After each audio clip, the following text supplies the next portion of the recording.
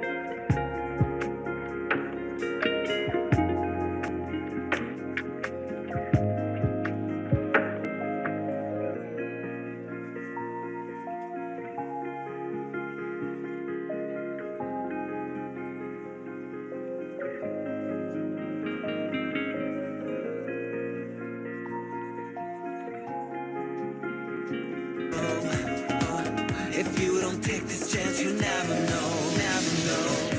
If you wanna be my dream come true, I will open my arms just for you. Lose myself when I look at you. My feelings are true, oh so true. When the sun is rising up, I'll be there for you. When you're waking up in my yard, when the sun is going down, we'll be dancing together all night long by my side.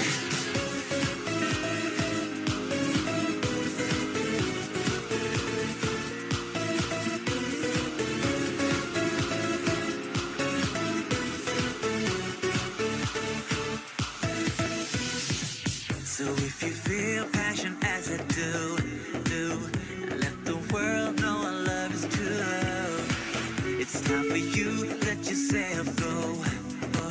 If you don't take this chance, you never know, never know. If you wanna be my dream come true, I will open my arms just for you. Lose myself when I look at you. My feelings are true, oh so true. When the sun is rising up, I'll be there for you. When you're waking up in my yard, when the sun is going down, we'll be dancing together all night long by my side.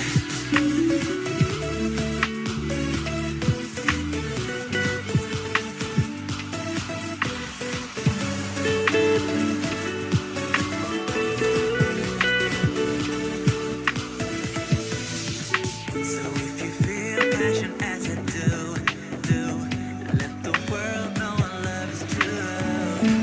It's time for you, let yourself go. If you don't take this chance, you never know, never know. If you wanna be my dream come true, I will open my arms just for you. Lose myself when I look at you. My feelings are true, oh so true. When the sun is rising up, I'll be there for you. When you're waking up in my yard, when the sun is going down, we'll be dancing together all night long by my side.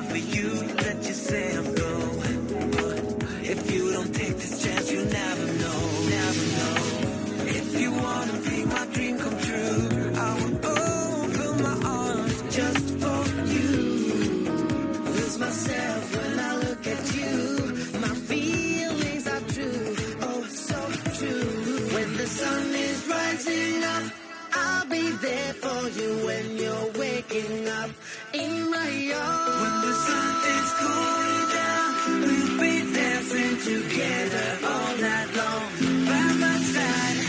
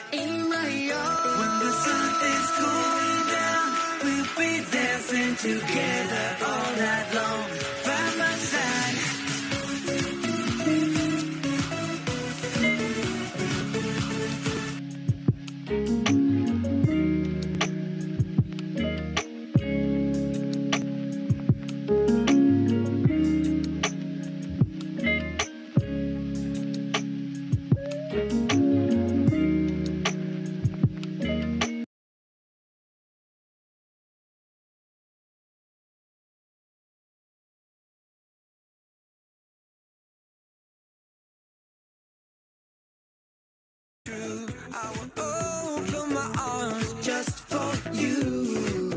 Lose myself when I look at you. My feelings are true, oh so true. When the sun is rising up, I'll be there for you. When you're waking up in my yard. When the sun is going down, we'll be dancing together all night long by my side.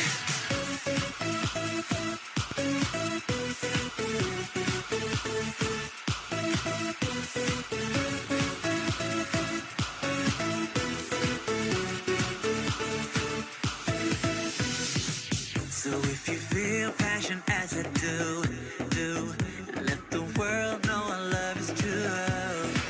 It's time for you, let yourself go. If you don't take this chance, you never know, never know. If you wanna be my dream come true, I will open my arms just for you.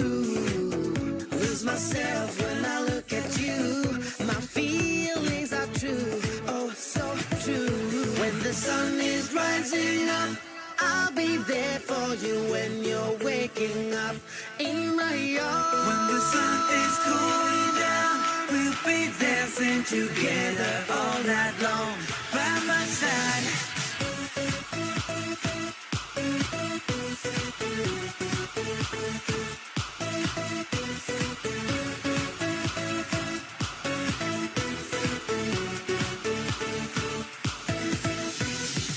So if you feel passion as I do, let the world know our love is true. It's time for you, let yourself go. If you don't take this chance, you never know, never know. If you wanna be my dream come true, I will open my arms just for you. Lose myself when I look at you. My feelings are true,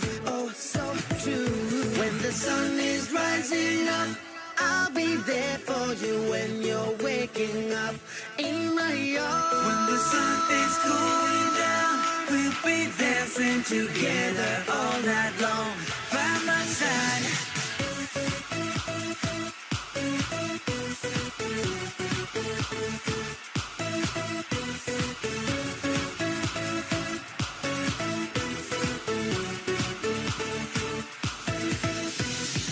So if you feel passion as I do, let the world know our love is true.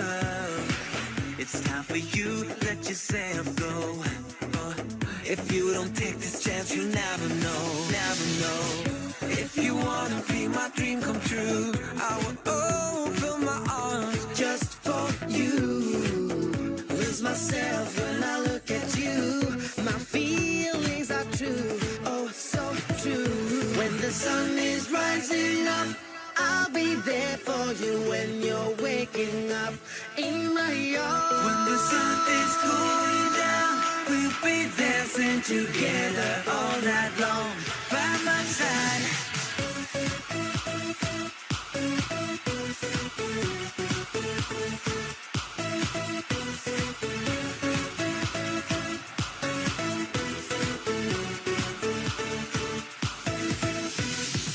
So if you feel passion as I do, let the world know our love is true. It's time for you, let yourself go.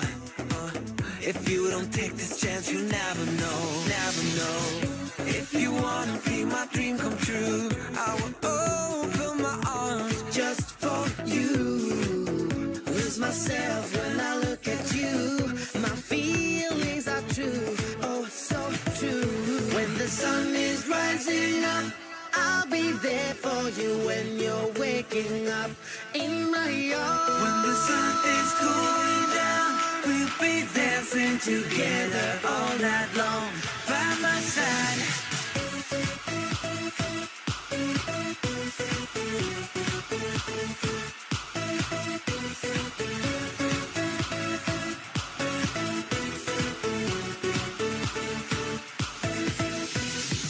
So if you feel passion as I do, let the world know our love is true. It's time for you, let yourself go.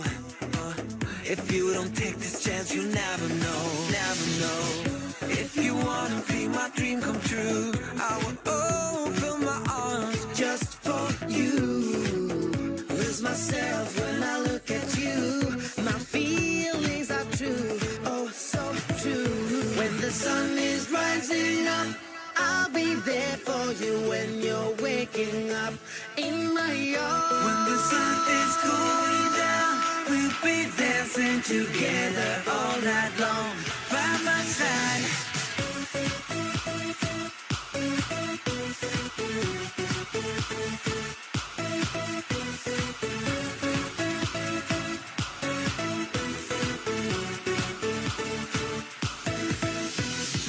So if you feel passion as I do, let the world know our love is true.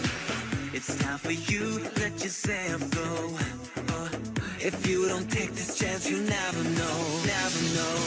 If you wanna be my dream come true, I will open my arms just for you. Lose myself when I look at you.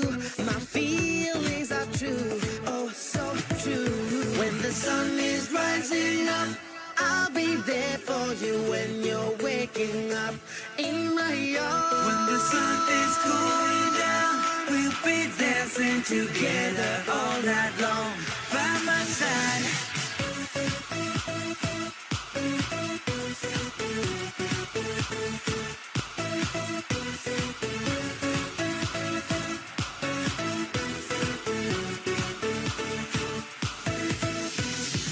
So if you feel passion as I do, let the world know our love is true. It's time for you, let yourself go.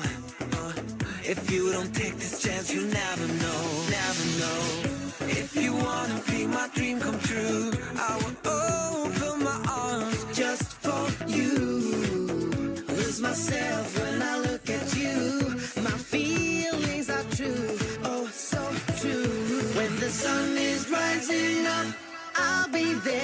you when you're waking up in my arms. When the sun is going down, we'll be dancing together all night long by my side.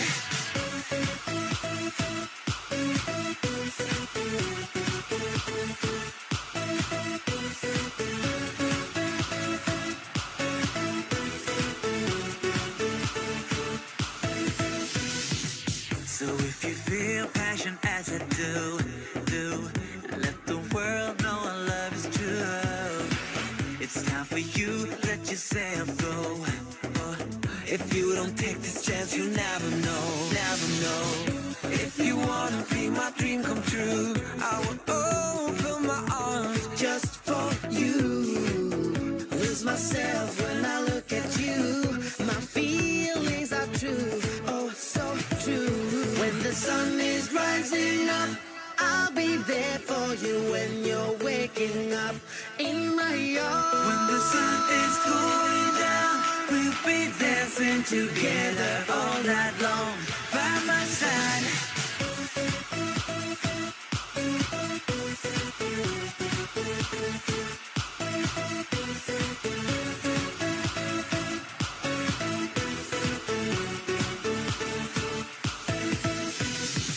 Na na na na na na na na na na.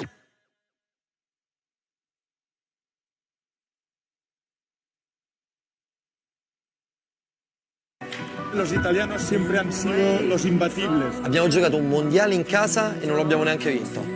Questa cosa non esiste, non esiste. Fare la Coppa del Mondo in Italia e vincerla? La Kings World Cup Nation sarà in casa mia. Allora si fa. Le damos la bienvenida a la Kings World Cup Nations. Here in Juventus Stadium. Y ojalá que se juegue contra España y ganemos nosotros. Toma. ¡Vamos a la España! ¡A domar a los argentinos! Si no podemos chocar la mano, esto va a estar muy jodido. The Kings League is the place for the biggest stars. Esto es histórico, ¿eh? Es una barbaridad. Qué locura es esta, tío. Bienvenidos a Kings League.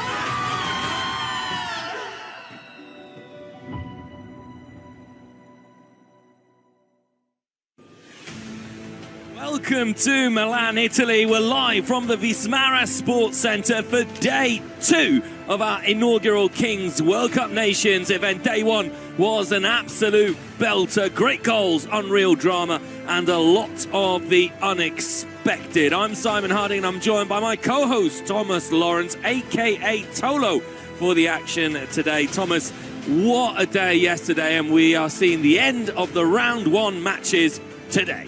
Hello, Simon. Can I call you Super Si? Since you gave me a wonderful nickname there of Tolo. I'm loving that, loving that. We need our own streamer nicknames, Si. But hello, everybody. Welcome along. What a day we had. It was an absolute belter, as you said quite rightly, Simon. I've already got a few top moments I want to talk about over the course of our preview show. But for those that were with us yesterday, I think it's worthwhile doing a bit of a recap, refreshing what happened yesterday. And as we've already said, if you weren't with us, where were you? What better things did they have to do, Si, on New Year's Day than watch the Kings League? I don't know. They should have been with us watching because we had a great day of action. Absolutely nothing better to do. So, as we were saying, let's recap everything. It really got going, Si, with one of the many surprises yesterday. I think that's fair to say. Japan getting the better of Italy. Then the action just kept coming. Uzbekistan, thanks to a golden goal, getting the better of Saudi Arabia. Then the big match from round 1, Argentina, huge rivalry with Spain. They took the spoils, winning 4-2. And there was another close rivalry, one could say, this time more geographically speaking, of course. The neighbours, USA against Mexico. Mexico came charging out of the blocks, but USA, they hit back and they won 4-2. Si. Yeah, such an unpredictable result, that result between the USA and Mexico. Italy, the host nation, suffering a first defeat, and Italy are going to have to play Spain in order to get a win and qualify. That's going to be absolutely massive. The road to Turin has already proved bumpy and unpredictable for some. As you can see from the brackets here, some unexpected results and some juicy games still to come. But boy, oh boy, does that match between Italy and Spain look good. Woo! What a cracker that will be. And as you can see, still in round one, we're going to complete all the games here today. These are the brackets. This is the road to Torino, Italy 2025. I'm loving that woo there, Simon. Reminds me very much of Ric Flair for any wrestling fans who are tuning in as well. No, that's the recap of what happened yesterday and what's also to come. As you said, the road, the long and winding road all the way to Torino. As you can also see there, we just want to remind everyone, we have actually what we call a formato svizzero, as the Italians say, the Swiss format. This is the route, the path that makes it extra exciting, as you saw. So the winners going on to take the winners from the first match, the losers taking on the losers. And let's have a recap now. The Kings World Cup Nations will bring together 16 national teams. This tournament will follow a Swiss format with an initial phase and a final phase consisting of quarterfinals, semifinals, and the final. The initial phase is divided into round 1, round 2, and the last chance. The matchups for round 1 will be determined by a draw. Teams that win their first match will advance to the winners group, while those that lose will move to the losers group. In the winners group, teams that secure victory in round 2 will advance directly to the quarterfinals. The defeated teams will go to the last chance, where they will have another opportunity to qualify for the quarterfinals. Meanwhile, in the losers group, those who lose again, accumulating 2 defeats, will be eliminated. Teams that win their second match will also advance to the last chance. The last chance is a decisive match, where the winners will secure the final spots in the quarterfinals. This marks the beginning of the final phase of the Kings World Cup Nations, featuring the quarterfinals, semifinals, and the grand final at the Juventus Stadium in Turin on January 12, where the first ever Kings World Cup Nations champion will be crowned. There you go, the road to Torino 2025, Turin 2025 explained there. Cannot be more simple than that. And if you were not here yesterday, then where were you? Absolutely unacceptable. Just kidding. It's great to have you with us anyway, but you have missed a lot and we need to bring you up to speed with what happened on the inaugural day of the first ever Kings World Cup Nations. We have the brackets of the matches once more so that you can get a full appreciation of what's been going on. There we go, Argentina, Spain. Argentina winning that game. They're up against Japan in round 2, but it's actually the lower part of the bracket that we're interested in. E, F, G and H today. Peru, Germany, Brazil against South Korea. That's going to be the first game up this afternoon. Turkey, Ukraine and Peru are up against Germany. So some tasty matches, Thomas, coming up in the afternoon. Absolutely. In the meantime, the Brazil president actually warming up and practicing his penalties. This is all live footage here from Vismara in Milan, the home of the AC Milan youth sector. That's the Korea team, South Korea. Bit of a motivational team talk from the looks of things. And here's Carlos, he'll be taking a penalty, or hoping to take a penalty anyway, later on today. We've seen him doing a practice. He's actually pretty tasty indeed with that right boot of his, with the number 9, AK Ronaldo Il Fenomeno, and many others down through to have donned that famous number 9 jersey. So as you said, it all kicks off today with Brazil against Korea, but also Colombia, Morocco. It's another one I'm really looking forward to. So you at home, have your say as well via Twitch, via YouTube. We want lots of interaction, don't we? So any questions, anything that pops to mind. We know by now we've got some Kings League aficionados always following us. But if you are new to the sport, new to this game, don't be afraid. So let's have a look back, though. As we said, if you weren't here yesterday, we're going to recap everything now. And this was arguably, in terms of the rivalry at least side, the big one yesterday, Argentina against Spain. And it really did not disappoint. It lived up to its big billing. We said Spain were one of the favourites, not just for the win yesterday, but for the overall tournament, seeing that the Kings League obviously was born in Spain. And they tried their very best in terms of getting the better of Argentina, but they didn't, include this wonder goal from distance from the Argentina goalkeeper. They had a number of chances, La Roja, but they just paid the price in the end for their profligacy. They just lacked that cutting edge. One-on-one situation here when it came to the roll of the dice. One of the big moments in that game between Argentina and Spain, who managed to get the win. Lots of Argentinian players actually play in the Kings League in Spain as well, which added extra spice to that match. We know the rivalry that exists between the two nations when it comes to sport, and is Argentina that took the spoils that day. And of course, that game was marked by the goal by Luis Sanchez, the Argentinian goalkeeper. What a fantastic moment. One of the highlights so far of the Kings World Cup Nations. Take a look at it because it was something of pure beauty.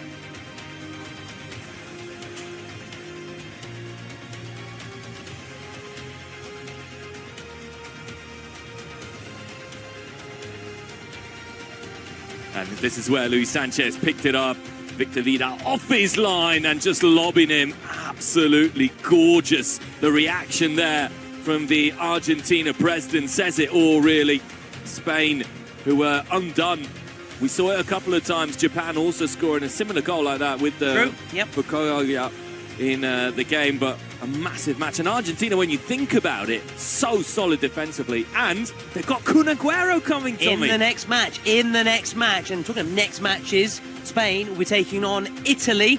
Italy, who I personally tip to be one of the favourites. Shows how much I know, seeing as they have home advantage and players in their squad such as Nona Bonucci, Viviano, Caputo, but they were beaten by Japan. Yeah, kept out by an unbelievable Japanese defence. And you know what? Even Zlatan had Italy winning in his predictions. He didn't see that one right. Italy just couldn't really get the better of the Japanese goalkeeper. It was the president who scored his penalty blur. But apart from that, the Azzurri kept quiet. In fact, it was not very much the Azzurri, but more the Braves who dominated proceedings there. Trombetta with a really good header, but Japan, who will take on Argentina in the next round. What a fantastic game that was. Absolutely, and the action really just kept on coming yesterday. It really is non-stop, and that's the beauty of the Kings League. Fast-paced, and of course, it's not just, though, about the technical ability, the pace, the rhythm, also strategy as well. Secret cards coming in, and talking of secret cards, surprises, strategy, Uzbekistan and Saudi Arabia had plenty of that, plenty of drama in that one. Now, Saudi Arabia expected to beat Uzbekistan. In fact, ahead of kick-off, Saudi were actually winding up Uzbekistan, saying they were very happy to have drawn Uzbekistan because they felt they were going to be able to go on and win the match. It wasn't actually the case. Uzbekistan found themselves actually leading the way in this match. And there was, though, however, a real twist in the plot side. Yeah, the most important was what we saw last, because it was Uzbekistan who started okay, then Saudi came back, took the lead. Uzbekistan with a counter-attacking goal. Here it is there, just lobbing it past the goalkeeper. The celebration there, then the penalty scored by the Uzbek president. Penalty missed by the Saudi Arabian president, which was a big turning point in the game as it happened, because the best was kept for last. The last 2 minutes of play, here it is here, the big moment of drama and the golden goal, our first golden globe here in Milan in the inaugural Kings World Cup Nations. So simple, wasn't it, Tommy? Yeah, and it was really harsh also on Omar, the Saudi Arabian number 10, because up until then he was one of their star players. In fact, he was actually voted the MVP. A reminder, later you can vote via Twitch for your MVP, and it's very simple. You need to just write in the name of the person and the player you think has been the most valuable player. So it was harsh, but as you said, our first golden goal from yesterday. And yesterday we had also in the USA Mexico, which we're going to talk about shortly, our first goal in the first minute of play. But we'll come on to that shortly and you'll see what we're talking about. And it's one of the many curious things about the Kings League as we see the warm-up continue here between Brazil and South Korea. That South Korea jersey reminds me of Besiktas of Turkey, by the way. Nice jersey. It's a lovely jersey, absolutely. Maybe Shin will be able to lend it to. Maybe by the end, you might get a bit of Kings League jerseys. We can pick them up. They are beautiful, aren't they? And the Brazil one as well, that lovely verde oro. But let's go a little bit north from Brazil now to USA against Mexico, which is always a tasty clash, the close proximity of the two nations, USA and Mexico. And Mexico, another team we tip to be the strong favourites for that match, seeing as the fact that they've got plenty of players who played in the Kings League Americas, for example. We've also had players such as Obed Martinez, who's been amongst those that tipped to potentially win the Corona d'Oro, for example, and they came out really firing on all full cylinders here, as we see Obed Martinez was one of the star players for the men in green side, but the USA hitting back, and they really surprised us. Was that Vega? Was it Vega? Devin Vega. That's it. He was huge as well. The thing about the USA, which was so impressive, was their defence was so good. They were so organised. We're actually talking with our Spanish colleagues, good friend Gonzalo, who was saying No way the USA beat Mexico, and Gonzalo was left blushing a little bit there. Well, it just shows I'm not the only one who's getting predictions wrong today. Right. So, like I said, Even I was got going wrong. all in with the Azzurri. Forza Italia I was going with yesterday, but I was proving I should have been saying Forza Giappone.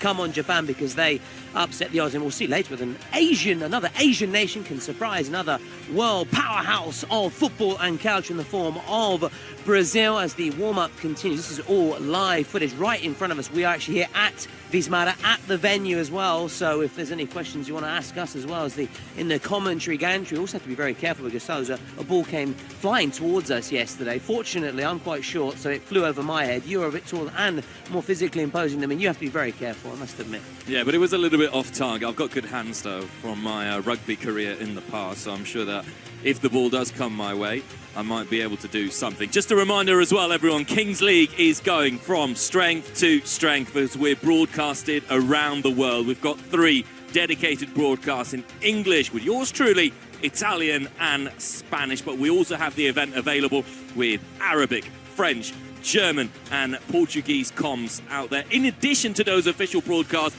we have 40 creator channels live during the event and over 20 TV stations around the world who are covering the Kings World Cup nations, and everyone can promote their own Twitch and YouTube channel as well. So make sure you dive into the action because this is the place to be at the start of 2025. Absolutely, a massive shout out also to our international side, those listening in English, to our English commentary and our English coverage. A massive shout out to you and thank you for joining us. Plenty of interaction with lots of your comments, whether it be a great goal, a great bit of skill, whatever you see, whatever you spot. We like the interaction. We want you to take part because that's what also the Kings League is about. It's getting everybody involved, enjoying the spectacle, but of course it is also a competitive game as well, as we've seen from match day 1. But now let's go ahead to match day 2 and see what's in store for us today. A bit of S's there, difficult. Hopefully the players don't have any slip-ups out there like I just had. Match day, which begins, of course, 1600 Brazil taking on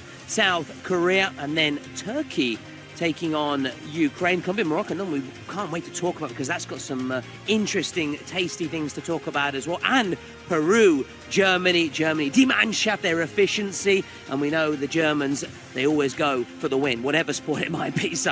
Yeah, it's amazing, isn't it? Because we're going to go from the Seleção, the dancing Brazilians, all the way to the German efficiency. Those are the cliches, of course, but hey, we're going along with them here at Kings League. Colombia, Morocco is a massive, massive match, though, because there's so much talent all over the pitch in those 2 games, and we cannot wait for that one. That'll be the penultimate match here at Vismara. That's all to come today, Thursday, January the 2nd, second day of the Kings World Cup Nations, this inaugural tournament, the first one with national teams, this sport which came into force at the end of 2022 thanks to the idea of Barcelona, Spain, a legend, Piqué, and of course with Cosmos, and since then, as Simon, you've been saying, going from strength to strength, initially Spain, the Americas, but we've got a tournament coming up here in Italy as well. But let's focus back to the Kings World Cup nations, Colombia, Morocco side, which I know there's a bit of I don't want to say bad blood, but former enemies coming together for the good of Colombia. Yeah, the lowdown is that even the most bitter rivalries are set aside when it comes to the national team and the pride of representing your country. Wes Cole and Juan Guarnizo have done the unthinkable and set aside their rivalry to become the Colombian team presidents together. Colombia, who are up against Morocco, we've said it's a thrilling one. Both teams considered to be big favourites to win the first ever Kings World Cup Nations, and Colombia will try to do so as well with their Argentinian head coach El Pibe, not to be confused with El Pibe Doro, even though if El Pibe leads Colombia to victory, it might be another golden El Pibe, who knows. Morocco, meanwhile, have some of the best players around. Fuad and the Corona de Oro winner, the Corona de Oro, which is the equivalent of the Ballon d'Or if you're a newcomer here to Kings League. Nadir, who is, well, poetry in motion, shall we say. Well, absolutely. One of those several names which I have picked out, but I've also done some extra homework. So let's begin with Colombia. I'm going to say keep an eye on these 2. Gutierrez, number 8, 5 times elected match MVP and 13 goals in the Kings League Americas. And also the number 10, which is often the most talented player, the most technically gifted player, so as you should know, is Angelo Carro. I hope my pronunciation is not letting any Spanish speakers down. Colombian futsal key player, now playing for Atlético Parceros FC. So those are the two I picked out for Colombia side. You've already picked out two big names for Morocco, and we'll go back to Nadir Corona de Oro 2024, who won the Kings World Cup clubs in Mexico with Porcinos FC. And we've seen a few Porcinos jerseys here today at Vismara. 50 goals to his name throughout the Kings League. Do we have time to say one more? Can I say one more name from the Morocco squad? What do you think? Should I try? El Amrani, number 80, key player for the Expire team in the Kings League Spain, known for his futsal experience, and has scored 27 goals in the competition. And the really interesting thing about these two players is that they actually have double nationality as well. They could have represented Spain. They play in Spain instead. They chose to represent Morocco. We know that there's a huge Moroccan community in Spain, gracing the streets of Spain. However, showing loyalty to their roots, those two. So really, really interesting to see how they're going to be competing, because they play in the best league and they'll be looking to show the very best now for their country. And this is the very best. It is the Kings League, and some of the very best who will be the best when Brazil take on Korea. Then after that, we have Turkey against Ukraine. Now, this is one which does promise a really exciting encounter. Both teams fielding talented players who want to make their mark. And again, I've done my homework, so I've not let you down, and I've picked out some key players. I'm going to begin with Turkey. Memos Sosa, the number 39. Memos Sosa, who's a defender with dual German-Turkish nationality. He brings a solid defensive presence to the lineup and experience with Limon FC, who have experience at the World Cup last year. Yeah, but Ukraine have got answers of their own, Tommy. You know, Turkey are going to have their hands full in this one, make no mistake. Dennis Boyko, who is number 71 here in Milan, named the 2015 UEFA Team of the Year for having the lowest average of goals conceded per game. He's going to be an absolute unit to get past Yevgen Konoplyanka as well, the international player for Ukraine's national side in the 11th side traditional football at Euros 2012, 2016, and also Europa League winner. Correct. 2016 as well. So when you talk about pedigree, when you talk about experience of know-how, then it doesn't get much better than that. Konoplyanka, who will be heavily involved in the action. And then after that one, we head to a really enticing one between Peru and Germany. We've spoken about the efficiency of the Germans coming into this one. Peru will be an interesting one in terms of a lot of their players as well in the Certainly Americas. the underdogs. Yeah, absolutely the underdogs. And as you said, I think you've done your homework. Absolutely, and I've always, I'm not going to let you down, I've done my Hausaufgaben, to quote the Germans. I've done my homework, so here's who I think is going to be the key player for Peru. Denilson Zegar, number 11, young talent in Peru's futsal circuit. Crucial goal in their 3-2 victory over Bolivia during the 2024 Copa America de Futsal. So keep a close eye on him, that number 11. You certainly can't miss him. And as for the German, die Mannschaft here will begin with their Mortis Leitner, professional player who's played in the Bundesliga and Serie A, and we should know that, seeing as we are here in Italy side. He's represented both junior nationals for Austria and Germany, but he's playing for Germany today. Last but by no means least, let's move on to Brazil against Korea. Yeah, because that's the game that's coming up right now, and we've got to dive straight into the action. One of the most expected games. Look forward to these games, because as Bran Canley said in an after show that he wanted to play against Spain so that he could win, but now he's got a really, really tough rival, perhaps the toughest of them all, with one of the best players at the moment in Brazil. It's going to be something incredibly beautiful to watch. The Korean key players are players who have got plenty of experience. You can see them there. They have this know-how, this terms of working together all the time. If you look at one of them that we want to single out, you've got Young Sung Kim, who's a really, really, really big talent. Began his career with the Real Madrid Castilla. So there you go. When you talk about, you know, your know-how as well, it's a lot here But, of course, the man, the legend, the one we're all expecting, the dancing Brazilian, is Kelvin Oliveira, who will be wearing the number 9. Runner-up for the Corona de Oro, elected MVP at the King Clubs World Cup in Mexico, and he was also the Futsal 7 World Champion. He is going to be something to behold out there in the game. Absolutely, as we just saw the Brazilian roar ahead of kickoff. Korea as well, they're getting ready, gearing up. These are the final sort of tense moments as we edge ever closer to the moment we've all been waiting for. But we mentioned him earlier, we had our predictions. Let's see what the great man, the president of the Kings League, Italy, Zlatan Ibrahimovic, thought would happen yesterday. Japan, Italy. Italy. Uzbekistan, Saudi Arabia. Uzbekistan. Argentina, Spain. Spain. USA, Mexico. USA. Brazil, Republic of Korea. Brazil. Turkey, Ukraine. Ukraine. Colombia, Morocco.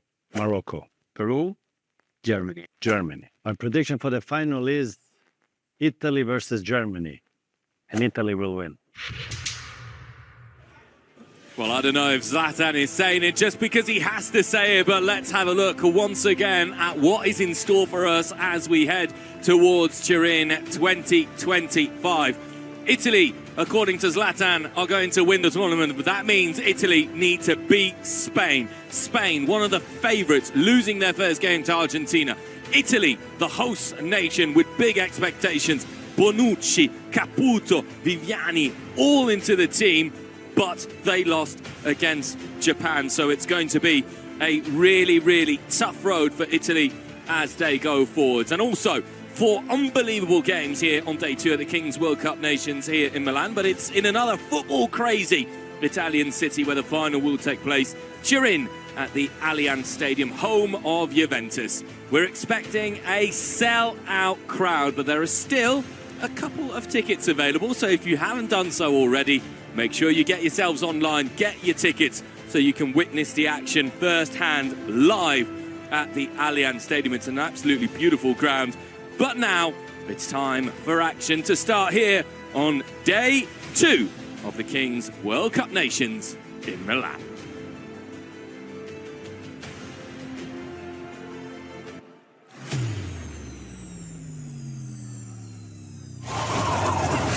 Brazil. Everyone admires them, everyone fears them. They dance, sing, and have fun. If you asked me, I'd say the Kings was invented in Brazil. Republic of Korea. The perfect blend of streamers and legendary football stars. Much more than a team. Pure Kings DNA. Talent and passion combined on a unique path to the World Cup. Brazil, South Korea, game 1, day 2, now the national anthems.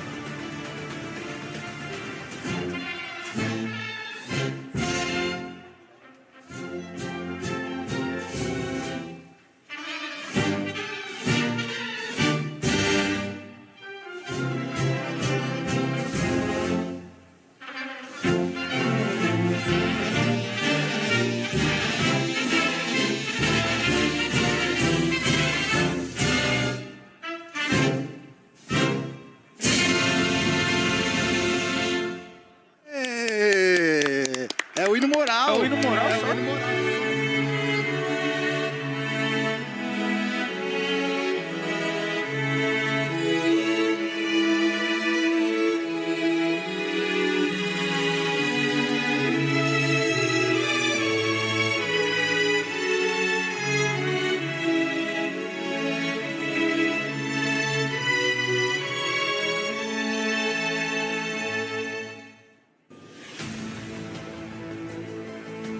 Well, there we go. It is time now to get started. It is day 2 of the Kings World Cup Nations here at the Vismara Sports Centre in Milan. We've just had the renditions of the Hino Nacional Brasileiro for Brazil and Aegukka, the South Korean national anthem here. It sets the day perfectly in motion. Two teams who are excellent. Brazil, one of the big team favourites, and no surprise, Tommy, that it is Brazil who are over 60% favourites to win the match. Yeah, no surprise at all. They've come here to win. They've been prepping and training really hard for it. Just going back, so another thing I really love about the Kings is the anthems. And I love the Brazilian national anthem. We had the Italian one yesterday, another one I really like, and we've got the German one later today, which reminds me of the Ferrari years and Michael Schumacher. But anyway, I digress. Let's focus back to the action on the pitch. Unsurprised, also at home as well via Twitch. Plenty also saying what you're saying, Brazil to win it, and we expect Brazil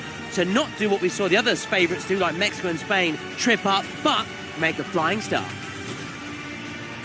A flying start is what is expected from Brazil. They'll have watched on as well yesterday, Tommy, when they were looking at things which were like Spain, one of the favourites losing, Mexico, who were favourites to win, as both coaches picked their secret card. No secret card so far has been played in the first half. It's all been second half. Both president penalties as often second half as well. Tommy, the Brazilian lineup at number 9, Kelvin Oliveira. We'll be having our eyes closely all peeled on him today. Glued on him. Thank you very much. You're just losing my wording there because of just the tension I'm feeling as well, you see. So hopefully the players out there don't have any slip-ups like I've had already, a couple already, when it comes to mispronouncing my words, excuse me, I beg your pardon. And that was the Korea side, and we're excited to see them in action as well. And I think also being underdogs, so I can also go in your favour. You don't have that big pressure that comes with being one of the big nations, which is expected to win and make such a positive start. We saw the secret cards. We'll see what can play in that place as we go through the course of the match. First players out here for Brazil, number 11, Leletti, and for South Korea, number 6, Dong Cheol. The countdown, the first of the day, it's on here. Day 2 of the Kings World Cup Nations. Get ready. Brazil against South Korea.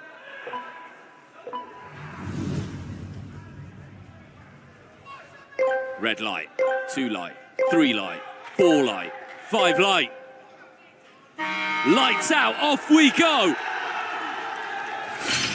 Ball drops. Did it go back though? No. Well, there you have it. So that will mean possession straight to South Korea. And for those who are joining us for the first time, a reminder, with each minute another player comes onto the pitch. In this first minute, keepers cannot come out of their area. So it's this one-on-one in terms of outfield players anyway. Kim Dong-cheol trying to carry this one past Leletti. Do you think he's got it in him, Tommy? Do you think he can get past him? I do. He certainly can there. That's a good recovery, though, as well. Trying to close him down quickly, though, Leletti, and he did. A little bit of a tuggy going on there. Snapping away there. Right at his heels, he goes for a long-range strike. It was worth a go, why not? Ambitious. It was ambitious from an almost impossible angle out there also, and the keeper was, well placed on his line as well. We're now counting down the introduction of the next player for each side, and maybe Brazil can get a goal just here. Leletti goes. He didn't wait, Leletti. We've seen teams usually wait for their partner to come onto the pitch. Nothing doing. And now, Brazil once again. Brazil. Almost. Brazil with 2 shots. And is it me if they've both got the same hairstyles? Or is it just me? I've only just put my contacts in recently, so I may not be able to see as well as you, Si, but they've got similar hairstyles to two Brazilian players. I like that from the South Korean goalkeeper. Very direct. South Korea using the weapons at their disposal, their physicality. Now Leletti once again, the step over surely. Leletti going. Good block. Good block indeed. Really doing well there with that block. And Brazil, I wanted to see them though with the white socks, which is their traditional national team colours. They've got the yellow, but they do have the blue shorts, which is nice to see. That is an iconic national team jersey, that one of Brazil, the Verde Oro. When they're in possession, they'll just wait here and wait for the introduction of another player as we now go to 4v4. Still plenty of space. Haven't seen the keepers come out yet either side. That's interesting. And we're still waiting for Kelvin Oliveira to come onto the pitch. Here's Vaz with a first strike. Well, he was brought in immediately, wasn't he? It wasn't far wide at all. Action, yeah. And we saw earlier in the match. You can can see, obviously, for anyone who's been watching calcetto or futsal or however you want to call it, Brazil have got so much quality over the years. You remember those Jogo Bonito adverts with Ronaldinho? They were so good, weren't they? And going in further back in time, before the 98 World Cup, there was a wonderul advert the Brazil team who were going through an international airport, but again, that was for a rival partner we won't mention. Here's Lee, trying to cause a bit of problems. Have a go, have a go. He had a go, he heard me, listened to me. I like your call there. Yeah. That's something we saw yesterday, wasn't it, Tommy? That we didn't see too many teams trying shots from distance. Italy were guilty of that, and eventually Italy were unable to score. Brazil, and there's your main man who's just come on. First touch for Kelvin Oliveira now. Yeah. This, of course, in the first 5 minutes, if you're new to Kings League, they tend to have a slow start going at each other. But when that guy is able to get you 1v1, he is lethal. And he wears the captain's armband for Brazil. Our Spanish colleagues, once again, who follow Kings League inside out, who know the league, as Kelvin Oliveira steals the ball here. Little flick. He's still there free. Lovely give and go, that. Oh, the movement here, That's free kick, surely. Clearly a foul. Cards look as a standard. And that's one thing yesterday we saw, so it was interesting. The referees like to let the game flow. They're quick to obviously stop play when there's a foul like that, but they also want to try and give the advantage. They try to keep their cards in their pocket as well. We did see a red card yesterday in Japan, Italy. Oh, this is a good opportunity, and you think of Brazil, you think of their free kick takers, Ronaldinho, Kaká down through the years. Juninho, remember him? Played in Ligue 1. Played for Olympique Lyon. Well, there you go, yeah. Record holder of direct free kicks in the French league. There you go. Stat! Yeah, a little bit of Stat trivia attack. to get us after. Stat attack. It's not going to be Oliveira. It is going to be number 10, Vaz, yeah. Andreas Vaz. Yeah. Oliveira's also standing over it, though. Can't rule him out. Oh, lovely! How Deserved a goal. Yep. Yeah. And you can see the reaction there from Shin. And from Gaules as well. Brazil starting to take over here. The trickery of the Brazilians, a little bit too much for South Korea at the start of this game, as we are going to be heading on 7v7. Oliveira, that's a lovely ball through, and it's the goalkeeper who has to come and save. Wave after wave of attacks. Here's Leletti. Leletti, brilliant. Did it stay in? It did. Oliveira, no. Decision is a goal kick. It was tight, though. It really was tight. But we're seeing Brazil, we're seeing here that they've learned perhaps from their rivals yesterday. Look at the face of the Korean president. First hurdle, yep. Not very concerned. Very concerned. His team haven't been past the midway line since it was 1v1. That's going to be a free kick given against the South Koreans. I wonder from a tactical point of view if, you know that Brazil is so good, whether you kind of just think, okay, we'll do our best in this game, but let's mark it as a loss just in case and really focus on game 2. I suppose you can't really go into it with a losing... No, you have to always go for a winning mentality. When you think of the figures associated with the Kings League, Ibrahimovic, Marquinhos, of course, Gerard Piqué, all winners. We've also been told that Park Ji-sung is inside the ground as well as the shot comes in. Oh, what a save! Superb! And South Korea maybe can counter, no. But at least they've made it past the halfway line. That is the one positive, but that should have been 1-0. That should have been 1-0. That really should have been the opening goal. Yeah, but Bum Young Lee, Tommy, that is so good. I mean, he readjusts his feet so quickly, dives on the line. Here at Brazil again. It's another chance. And it's saved by... Yeah, but Bum Young Lee. Luis de Souza da Cruz really should have scored there. I just think he tried to place it and just put it beyond the keeper. So he just had to go for power there, really. And here he is at the other end, just lets it run. All smiles from the Brazil president right now, obviously, in terms of the way his side is playing, the chances, but they've got to have that cutting edge. Just wide, just wide. Another chance for Brazil. But I have to say, we've been 7 minutes 15 into this game, and Brazil, by far, have been the most impressive team that we've seen in day 1 and day 2. It's been full throttle, and how they haven't scored is beyond me. We just sense, though, that it will come. They're knocking on the door. Was that handball? Well, it will be checked. It's going to be checked. It's been lost here, and it's a chance for South Korea. No.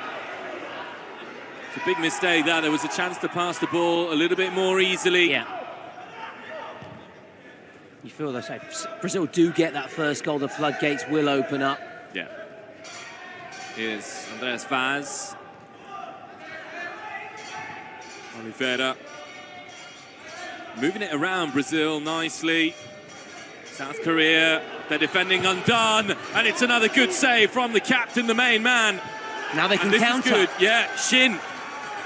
Brazil getting back in numbers. Shin just keeps the ball, yeah. Just calm it down, son. Well, calm it down. Well, that's nice. Little pocket of space, but it's like yesterday we saw a great performance from the USA keeper, Pollo Cortes, Eduardo. What an awesome name. Very envious indeed. Can I change my nickname from Tolo to Pollo? That'd be much nicer. But anyway, we saw an incredible performance from him. This could be similar today from the South Korea keeper. So far, he's on track to replicate what we saw from the USA keeper. I have to contradict you there. I'd say so far, I think he's on a course to better? Even better here. Wow. Because Pollo made a lot of saves, but more towards the end of the game as Mexico were pushing. Yep. Here, he's had 5 unbelievable saves already. Yeah, and we've not even had the first 10 minutes. Oh. No. I'm happy. As much as I dislike contradicting you. Oh, no, don't you worry about it. It's all about our discussion and chats. That's the whole point. That's the beauty of the Kings League. One had different opinions. And in fact, again, from home, if you did follow yesterday, who do you think performed better, the USA keeper or South Korean keeper? It still is early days, though. Yeah, and for anyone listening to us, you know, make sure you get in contact with the team, you know, the social media team, Instagram, Twitch, we're all there. Make sure that you send in your thoughts, post your videos of perhaps where you're watching Kings League, if it's on the sofa, if it's on the beach, who knows where you are, but let us know, it'd be great. Can you imagine Copacabana Beach right now? People watching Brazil in action in the Kings League. Ooh, very nice. But Korea, coming back to the game, doing really well still. The action, because it has been an enthralling game. Brazil just missing that goal, just lacking in that final third, that little precision when it comes to the final pass, the shots. And there's a little bit of a trend installing itself here, you've got to say, because Argentina were not as good, shall we say, against Spain, but defended much better. It was the same for USA, Mexico, and USA won the game. It was the same with Japan and Italy, and Japan won the game. So defences have been better than attacks. And to some extent, Uzbekistan, Saudi Arabia as well. Saudi Arabia also very dominant in that game, but ended up losing thanks to that golden goal. Oh, this is beauty, though, from Brazil. Still there. Offside. And the whistle going, and the referees also coming to the rescue for South Korea. And you mentioned Park Ji-sung. You remember him from the noughties with Manchester United. What a player, what a signing by Alex Ferguson. What an impact he had. Champions League winner, Premier League serial winner. And he's in the venue tonight.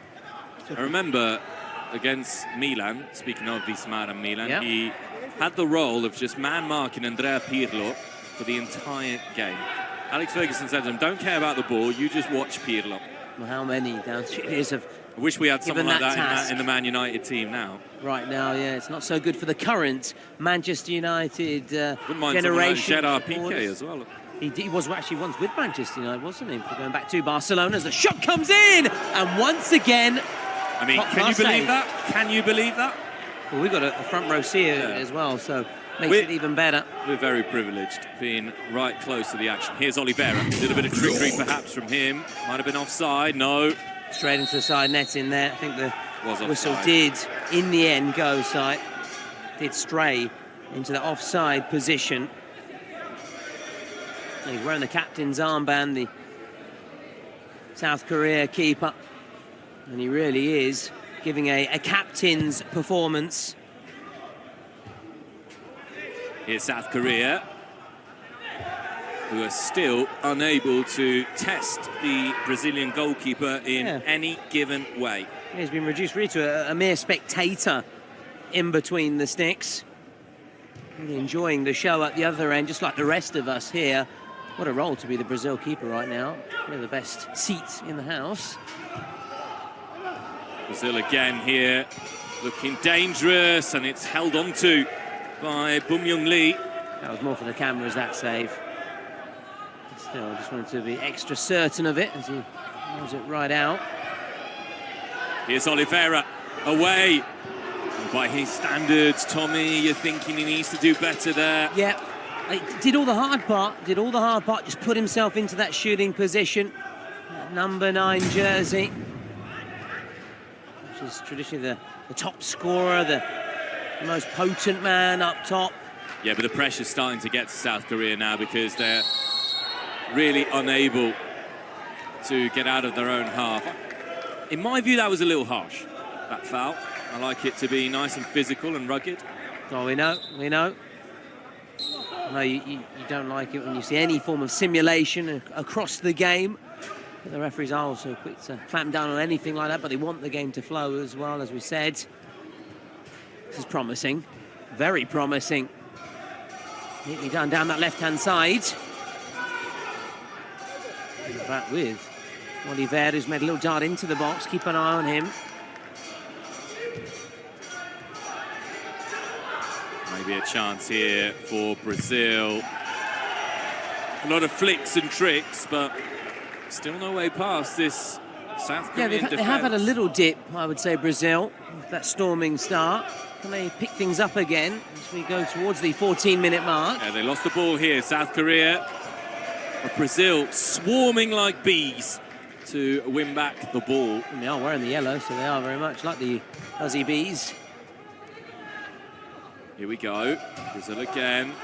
Here's Wellington, off the post once more. That's twice. The woodwork has denied Brazil. South Korea hanging on by an absolute thread, and it's a very thin thread. Very thin indeed.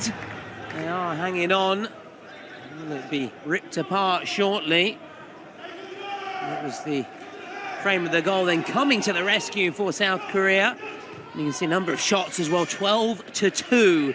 Side gives you a real indication of the dominance of the Verde Oro as they try again, but they're met by another bit of resistance by South Korea. Imagine if South Korea can do it here. That's a good tackle. You said you like the crunching challenge, side. They've been listening into you. That's what you got to do. Not once, but twice in quick succession. And a reminder that the final will be played at the Allianz Stadium in Turin, Torino, Italy. And this is largely due to the support of the Regione Piemonte, the Comune di Torino, Città Metropolitana di Torino, the Fondazione per la Cultura di Torino, and Iren as well. Massive thank you to all the sponsors, all the people who are making it possible for this Kings World Cup Nations event to be held here in Italy for the first ever, we say it again, Thomas, inaugural, historic ever Kings World Cup Nations. We are here, we are a part of it. It all starting here in Vismara, in Milan, home to the AC Milan Academy, the AC Milan youth sector. We mentioned, so just think of the talents, the players that have come through here and risen through the ranks before going on to break into the Milan first team. But let's focus back to Brazil. And there's been plenty of Brazilian players who have donned the Milan colours down through the years, including Ronaldo, also, of course, is best known for his time with Inter. But Kaká, another one that comes to mind. Cafu, again, the list is ended. I could just keep rattling off names all afternoon. Laletti, who's been a real live wire. Shin has to do a little bit better there. I know it's easy for us up here, but he holds his hand up in apology. It's easy for us, yeah, with our popcorn and snacks in the stands. Here's Choco. And you know I like my snacks. Now the strike, blocked by his own player, Laletti. And this is where Korea need to get it right now. Good pass, have a shot, go on, test. They've got to have it, just even from distance, they've got to get a shot away, try and work the keeper. Yeah, why not? It's fine. Recycle the ball. Obviously not supporting South Korea if you're Brazilian and you're having that doubt in your mind. Absolutely not. We support Kings League football. That's what we want. We want goals. That's what we want. We want action, we want drama. And talking of drama, we're approaching the 18-minute mark, and for those who are unaware, that's when we have the roll of the dice, and things can change. We'll talk about that shortly. As a shot comes in, it trickles through, and it's simple for the Brazil keeper, wasting no time and just rolling it out. Can Brazil get one last attack then before this first break in play? And we reach the 18-minute mark when the roll dice could change things, shake things up. Who knows, we'll have a one-on-one as the shot comes in from Oliveira. Still a little over 20 seconds to go. Can the Verde Oro at least work the keeper one more time? Might as well just have a shot here, go for it. Oliveira, that's where he's so creative. That's where people want to see him thrive. A little bit of a Cruyffy flick there. You wouldn't mind seeing Johan Cruyff play football here, would you? Oh, the great late Johan Cruyff would have ripped it up here, but we now go, Si, to our roll of the dice, our energy break, energised by Red Bull. We have Spurs, who's one of the presidents of Spain, to roll the dice, and let's see what comes out, Si. Oh, it's the Red Bull sign. It's a really, really interesting yeah, this is roll. a nice one. We like this one, don't we, Si? Good one, this. It is the one-on-one, but with keepers. goleiro, jogador, é o que nós Also the one-on-one yesterday with keepers, also one-on-one without keepers. This is one with the goalkeeper, so now the coaches have to make up their minds who's going to start. And we'll also see a bit of tactics come here, Si, don't we, in terms of perhaps a player starting who's fastest, who can get to the ball quickest, and then coming off. But we'll see what happens. I'm getting, as always, far too excited and ahead of myself. I've been told that Jason Park is in the building, and if he is, I need a picture and an autograph with that man. Someone from production, please bring me Jason Park as a lifelong Manchester United supporter. Here we go, though. Last 2 minutes. And now, so I stay focused on this career team and the Brazil squad, and later we'll try and make your dream come true. I know he's a very nice guy and always got a moment for the supporters, and we're going to start possession here with the goal kick for Korea. Yeah, that was disappointing, really, because Korea had a free run on goal, but the ball had initially just gone forward by Leletti. He's done that twice already. That's what happened at kickoff. But you just feel that there's something lacking for the South Koreans here in the 1v1 situation. In fact, the Brazilians were really happy. The Brazilian president, Gaules, and Chris Guedes, who are side by side with us, they were so happy when they saw the result of the Red Bull Energize roll of the dice, because they know that Brazil in the 1v1 situation are going to be stronger. In fact, there's a smile there from Shin. That's really lovely to see. He knows. And Leletti, no smiles yet, but just waiting calmly. Calling now for the keeper to come up as well and try and get involved, although he's very, doesn't want to. Very capable when it comes to keeping goals out. I don't know about at the other end of the pitch. Oh, this is an opportunity here. Recovered really well, though. But he had to shoot, surely. There is the shot. Yeah, they have been really shot shy, the South Koreans. Look who's coming on, Tommy. This is the moment. Chips are stacked against you. Look who is coming on. For me, he's going to score here. Yep. I've got a lot of confidence in one-on-one situation. Just needs to get that half a yard. I'm banking on him to score here. Oliveira. Denied. Denied with a capital D.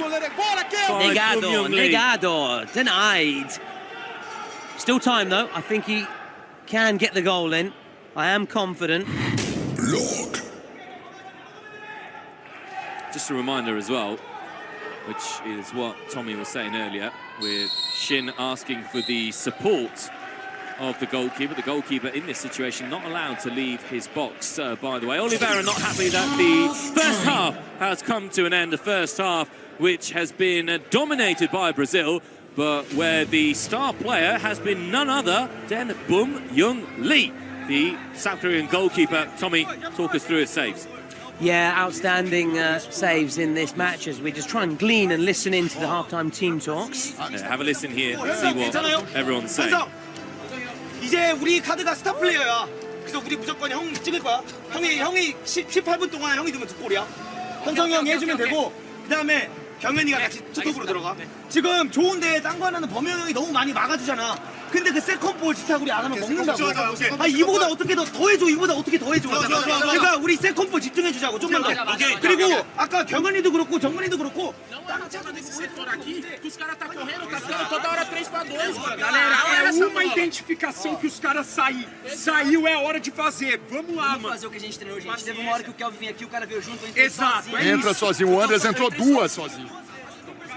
Não precisa ficar forçando a bola e batendo no pivô como a gente estava fazendo. A nossa atenção é, quando a gente vê eles saírem disso, é algum espaço que a gente achou. Se eles saírem pra cá, se eles vão sair pra frente, é a hora. Mas vamos manter tentando criar e calma, Calma, fica mais com a bola no pé. Vai dar I don't know bom, about Portuguese. Can you glean anything from that, or maybe you're Korean as well? I don't know if you could glean anything, but I think if you're Brazil, a case of more of the same, just be more potent in the final third. We're all going to have a secret card. That's a real twist in the plot. Ready.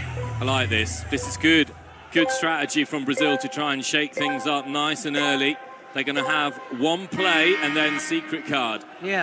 Also sad because yesterday we saw teams being quite conservative when it came to the secret cards and The playing. USA almost wasted there. Yeah. Luckily, they had a penalty. They were very fortunate. It was really in the nick of time and it was decisive, though. It just put them out of sight ahead of Mexico.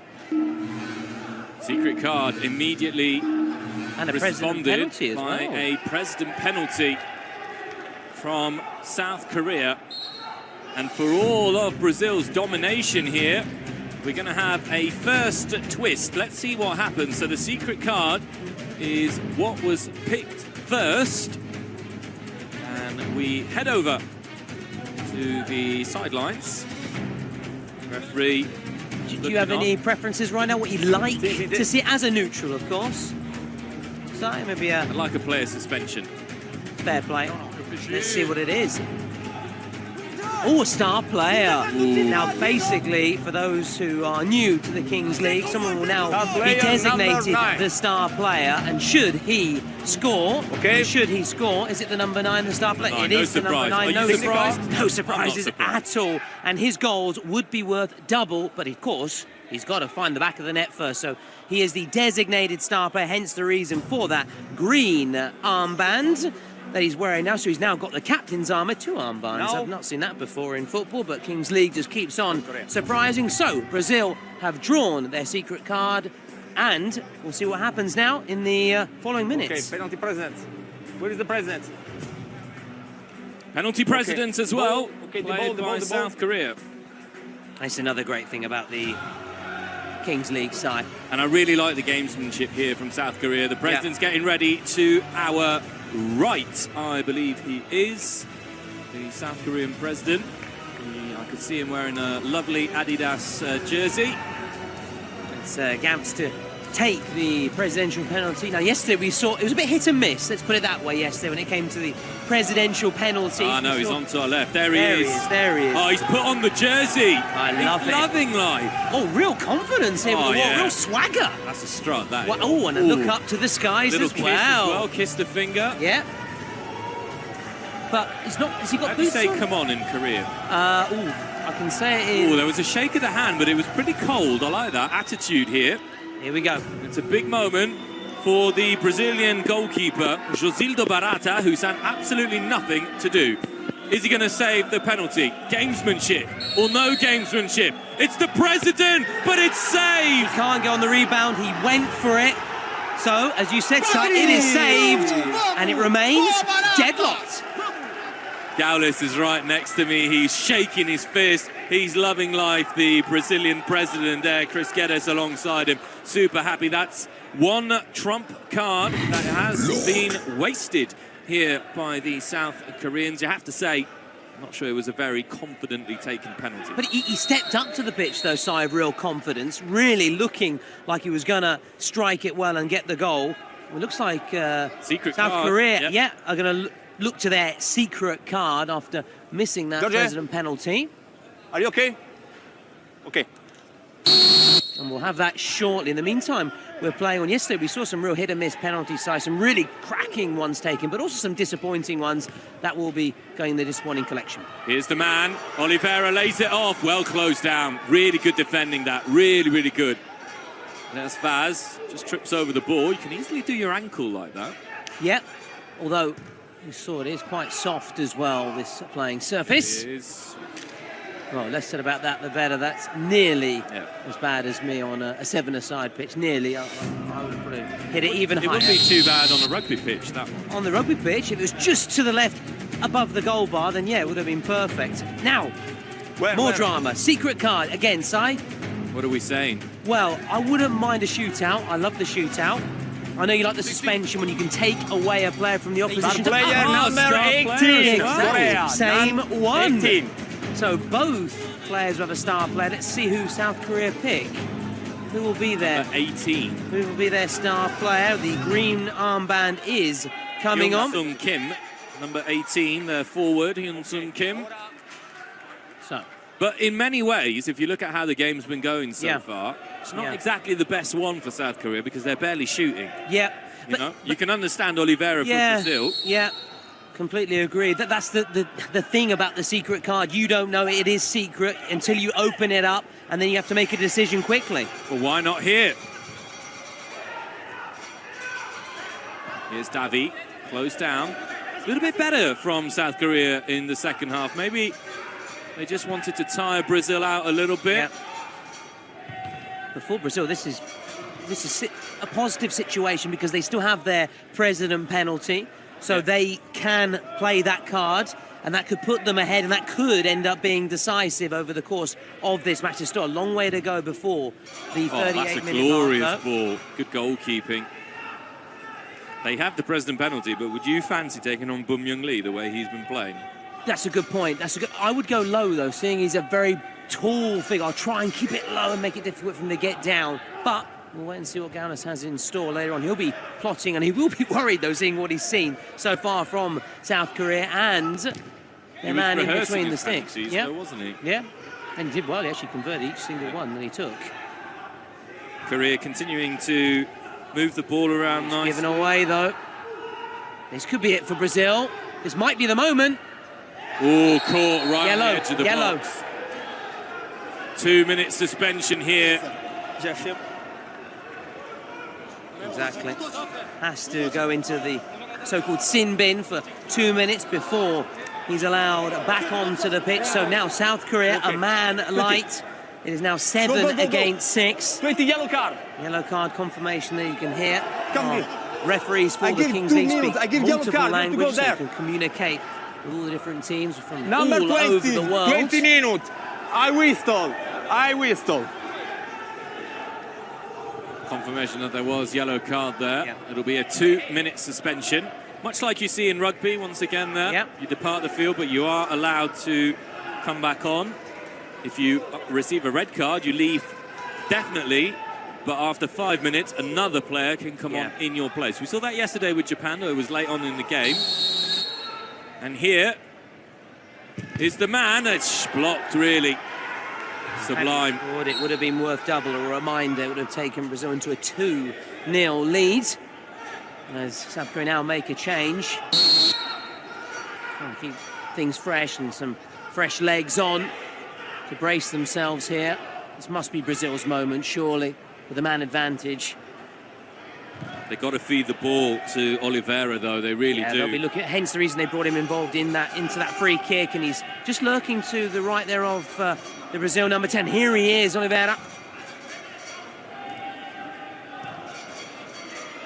Still waiting for Brazil to try and get a shot away here. Let's go. The Seleção, Oliveira into the side netting. Yeah. Corner. Keep up the pressure, though, Brazil. Kelvin, number 9. He has on the back of his jersey. Saudi Arabia did well from corners yesterday. You see, it's a weapon, Si. It's a way to get that opening goal. Need to get a shot away, though. It's what we've said time and time again. If you don't shoot, you're going to struggle. South Korea defending well. Oliveira. Great ball, surely it is! Piece of magic, Brazilian magic. And the dancing men in yellow are off to their first goal of the tournament, and I'm sure that it won't be the last. Yepinho just capping off a wonderful team move for Brazil. Poetry in motion. It's been a long time coming. Brazil kept trying to look through the number 9 and the Oliveira route. In the end, they settled for their number 12, Yefino, with their first goal, and as you said, it's not going to be last, and it could well be first of many in this second period. The floodgates could now open up. We've said it time and time again, it's defences that have had the upper hand, but when there is a chink in the armour, that is when you struggle. South Korea have that suspension, and immediately Brazil took advantage. Yeah, they made full use of it, although now it is back to 7v7, and Brazil, of course, still have their secret card in use. Can, though, they capitalise and get Kelvin on the score sheet? It could possibly make it game, set and match, and give them a 3-goal cushion. Seeing South Korea offered very little in the final third. They have been, in that sense, quite disappointing. Even though defensively they've worked really hard as a great unit and frustrating Brazil, but Brazil finally getting that opening goal. Might be another shooting opportunity here for the Seleção. Trying to go around. Yeah, I'm really a big fan of Vass, like the way he plays. Yeah. Oh, no one expected that one. You can just tell he's got that X factor, hasn't he? Yeah. Kelvin Oliveira. Yeah. The direct route. Real physical presence as well up top. Korea. Real physical presence as well, not just positive when it comes to the way he plays with his feet as well.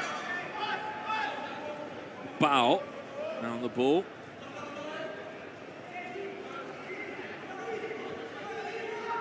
Rather, Lipao.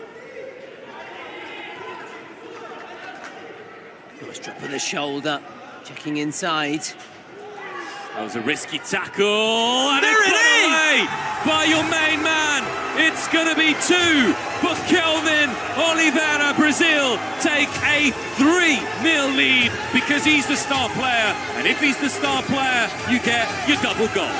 Now 4 marks to everybody in the Brazil team, the backroom staff as well, because they're the ones that make that call for the star player whose goal will be worth 2, worth double.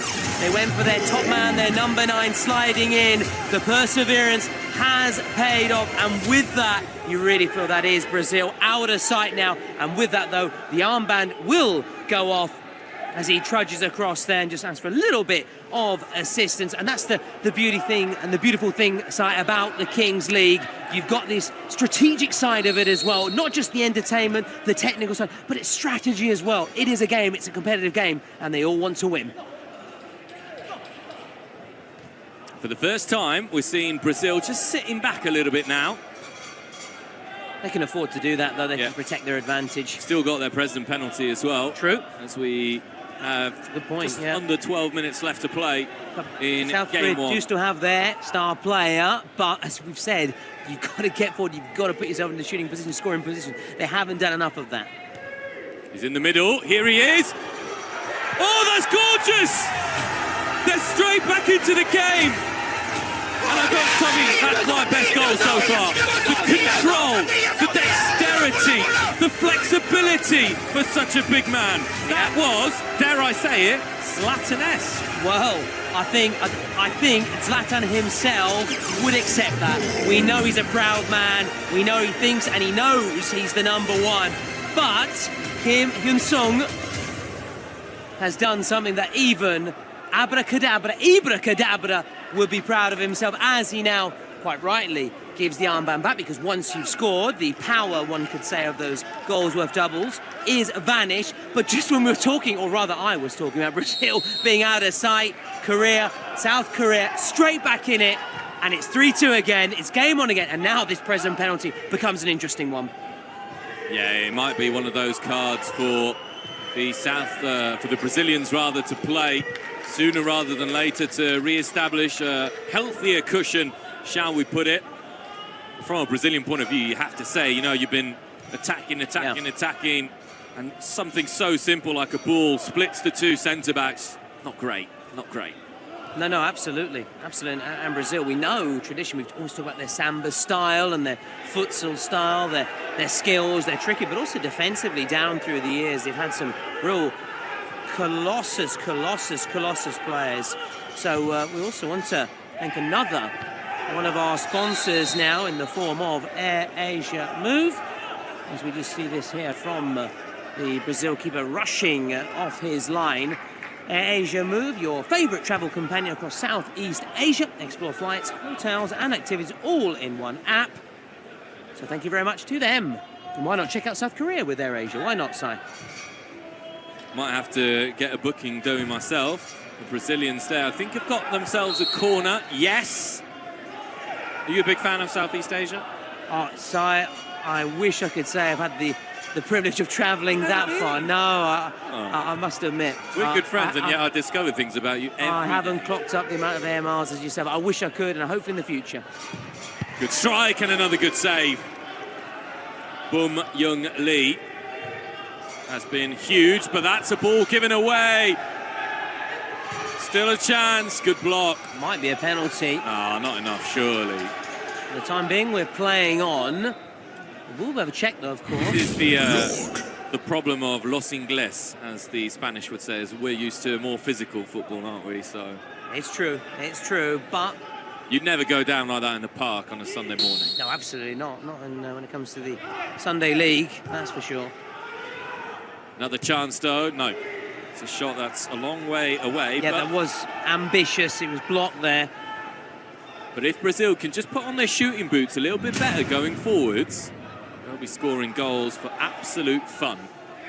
Yeah, also, this is their first game as well. They're needing to settle in, get used to their surroundings and stuff. So it's normal that we see these sort of nations that we've been really hyping up and talking up as favourites, perhaps having slow-ish starts, but they've certainly not been sluggish, that's for sure.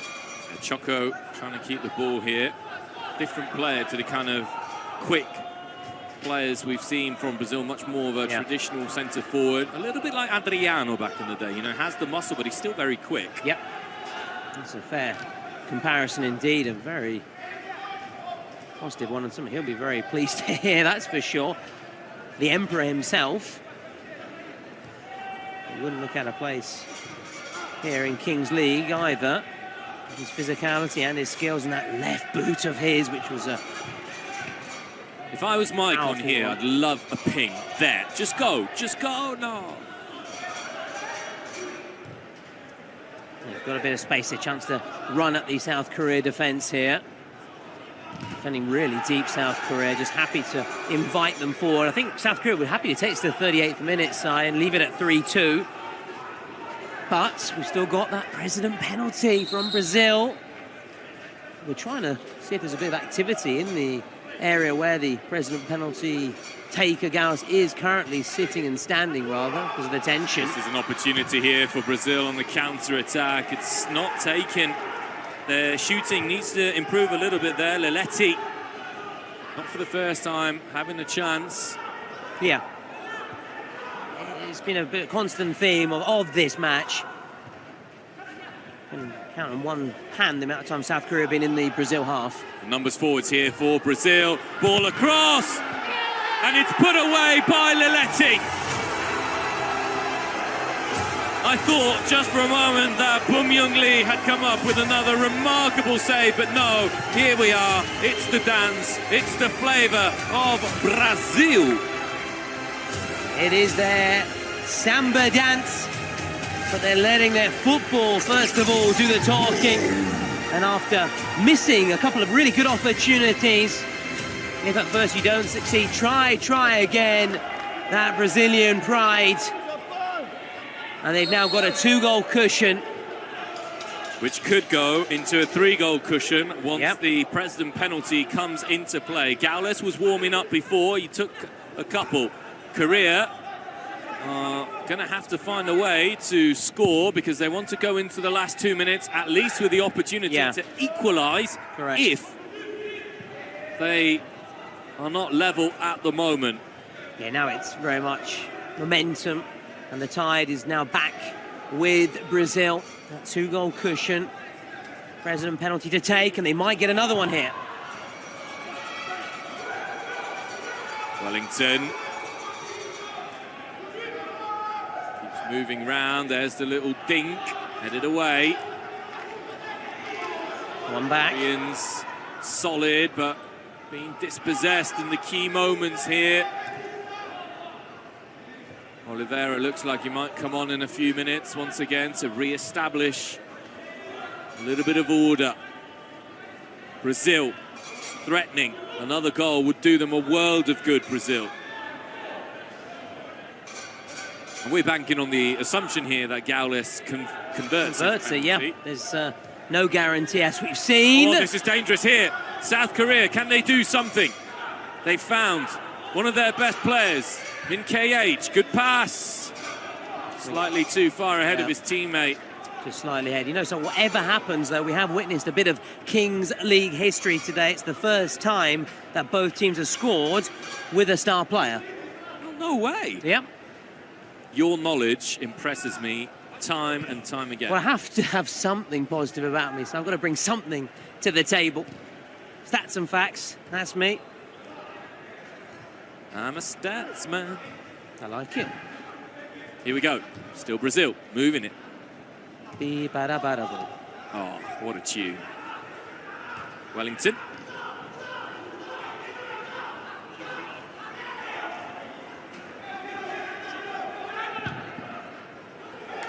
Lucky that. I don't want to be too quick again, though, in saying, you know, Brazil now on course or whatever, because that's what we said a few moments ago, and then Korea got that goal. But we are getting close to the 38th minute, and now they have called, just in the nick of time, their president penalty. It's going to be now the president penalty, and we are getting ready. I can see Gaules just kicking out his legs there. I'm not quite sure if that's really going to warm up the Brazilian president. He's sharing a hug with Chris Guedes. Little, what is it, a good luck charm? Yeah. Little, is it a donkey, did you say? Little, it looks like a donkey, yes. Yeah, some kind of good luck charm. I don't know if we'll take it out onto the pitch or not, or we just holds on to it. We know the South Americans and Brazilians can be quite superstitious. He's taking it out onto the pitch with him. Oh, the Brazilian fans in the corner there. Giving Gaules really a warm round of applause. Every single Brazilian player coming over to their president. Number 9 on the shirt. I don't know if I'd like that. That would really add the pressure and make me feel even more nervous, that's for sure. Well, Bum Young Lee has been almost unstoppable. That is nice to see, though. Yeah. Sportsmanship. We've seen that with Enrion as well. Yeah, and it has been a real positive, another positive of this Kings World Cup nation so far. Look how big the keeper is, though. Look at that. That's intimidating. What do you think you do here? Wait for him to kick the ball or gamble? Ooh. Is this going to be a good penalty? It is going to be a good penalty. Technically, he's really good. He is really good. And I'm saying he's going to score. For me, goal. Goal. No goal. It's a goal! It is a goal. And there's the celebration to match. Runs away and he's absolutely mobbed by his team. So again, look what it means. We saw yesterday the reaction of the winning teams each time. Of course, there is still, it's not over yet, but with that, you do feel Brazil are just that little bit closer, that extra step closer to the victory. The donkey bringing some good luck as well. I don't know how you say donkey in Portuguese or Spanish. In Italian, you say as, you know, if I'm not mistaken. He certainly struck it much better than we even believed. We thought he might go low, hit it into that top left corner. It really was a masterclass in penalty kick taking, and he really has a huge smile on his face. Thumbs up all round, and thumbs up for Brazil. Back to the game, though. What does this mean for South Korea? It means that if they score in the next 30-odd seconds, 1 goal in the last 2 minutes will be enough. If they don't, they're going to have to score twice regardless. Yeah, a reminder that if you get to the 38-minute mark and one of the sides is ahead, then in those final 2 minutes, goals are worth double. Should it end in a draw at the 38-minute mark, it goes to golden goal, and if it's still tied, then it goes to a shootout. But that's looking unlikely, but you can never say unlikely in the Kings League, because you always expect the unexpected in the Kings League. Expect the unexpected, but know that discipline will be key, because the game opened up once South Korea received that yellow card. Here we go. The red buzzer, the countdown. And we head towards our last 2 minutes. South Korea have to score twice. It's as simple as that. Here's the penalty again. Yeah. Top bins. Top bins. Ice cool. He was ice cool. Cole Palmer who does that celebration. Metemos Chelsea's G9, Cole ó. Palmer. Oh, yeah. Who does the, Did Guendouzi do it for Lazio as well? I'm not sure. Something similar. Anyway, we digress. Let's focus back to the Kings League. But it really was as cool as you like from the Brazil president. I think he enjoyed watching it back as well on the monitor. And he knows inside. And the players, Brazil, know as well. Because had he missed that 4-2, then South Korea get that goal and they level again. Anyway, the lights are on site. Yeah, lights are on. South Korea were a little bit slow to get going, and one of their players is encroaching. Lights off we go. Yeah, false start. And possession then with Brazil. We'll start again with a goal kick. Number 21 who was encroaching, Jung Hyun-min. Could Brazil maybe get a goal themselves, make it 7-2? That would be a storming start. Real message. 7-2 would be the biggest scoreline we've seen so far here in Milan at the Kings World Cup Nations. It's always been really tight, hasn't it? Really tight. As you said, discipline is important. Oh, here is that possible goal. A little bit too central that from Andreas Vaz. Yeah. This has been Korea's game plan, but it's been easy there. Jefinho cutting that one out. Andreas Vaz again. He came over to Gaulis ahead of the game, had a little bit of a chat with the president. Yeah, we're seeing the importance of the presidents and their penalty prowess and the importance of them. Also strategically when you choose to go for it. As Oliveira goes for it. Oh, yes! That is why he is believed to be the best player out there at the moment in Kings League. The Corona de Oro in the future. Not currently. Nadir Morocco is the one currently, but this guy is believed to be the real star. And with that, that must give him the edge. So when it comes to the MVP, you can vote via Twitch. All you have to do is just write the name of the player you believe should be the MVP. Oh, brilliant! From one to the other. One to the other. What we love. And it might be a twist of the tail for an MVP vote. As you say, my dear Tolo, put the name in. That's all you need to do.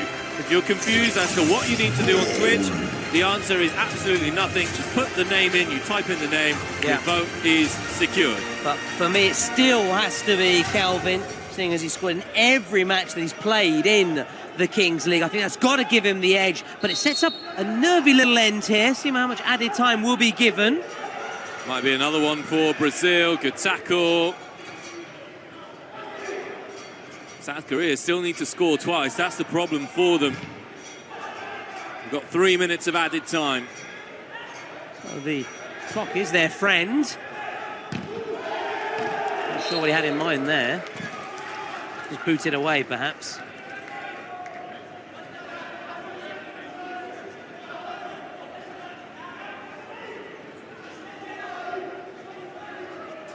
Here we are.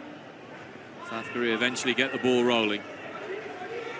And put the ball forwards. They have to put the ball forwards. It's intercepted.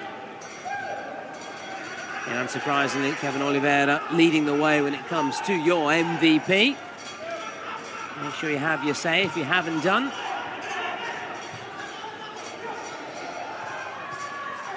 Here is Oliveira. Everything seems to go through him. Andrea Vaz. There's Vaz still. He's going to lose that one. South Korea with just shy of 2 minutes. Do you think they can do it? I think they can get a goal, but I don't think they've got in them to then get 2 goals. I think that's just asking too much of them. A little bit much, too little, too late. And with the likes of Kevin Oliveira in your ranks. At the other end, you know, Brazil, always good for a goal themselves. Oh, that was the try. Yeah. But you know what? I don't mind that. They had to do it. Oh, bouncing. That seemed very near our way. I want to actually get hold of a football so later we can have a little kick about because it is so inviting, that pitch. Just makes you want to run out there. Unfortunately, at least myself, I know Sai's got some skills, but I wouldn't look comfortable out there with these guys here, hence need to just play on my own later. Brazil looking to wrap it up now in the final 60 seconds. Also, game one on day 2 of the Kings World Cup Nations. It's been the highest scoring game we've had so far at the tournament. It is Brazil 7, Korea 4. And we still have a handful of seconds remaining. Brazil looking to end in style. Yeah, and Oliver looking to add to his impressive stats. 8 that's a goals really good ball. in 9 matches now, Si. Frightening statistically, might get a 9th Might now. get another one, or does he play it wide? He does play it wide. It was under hit.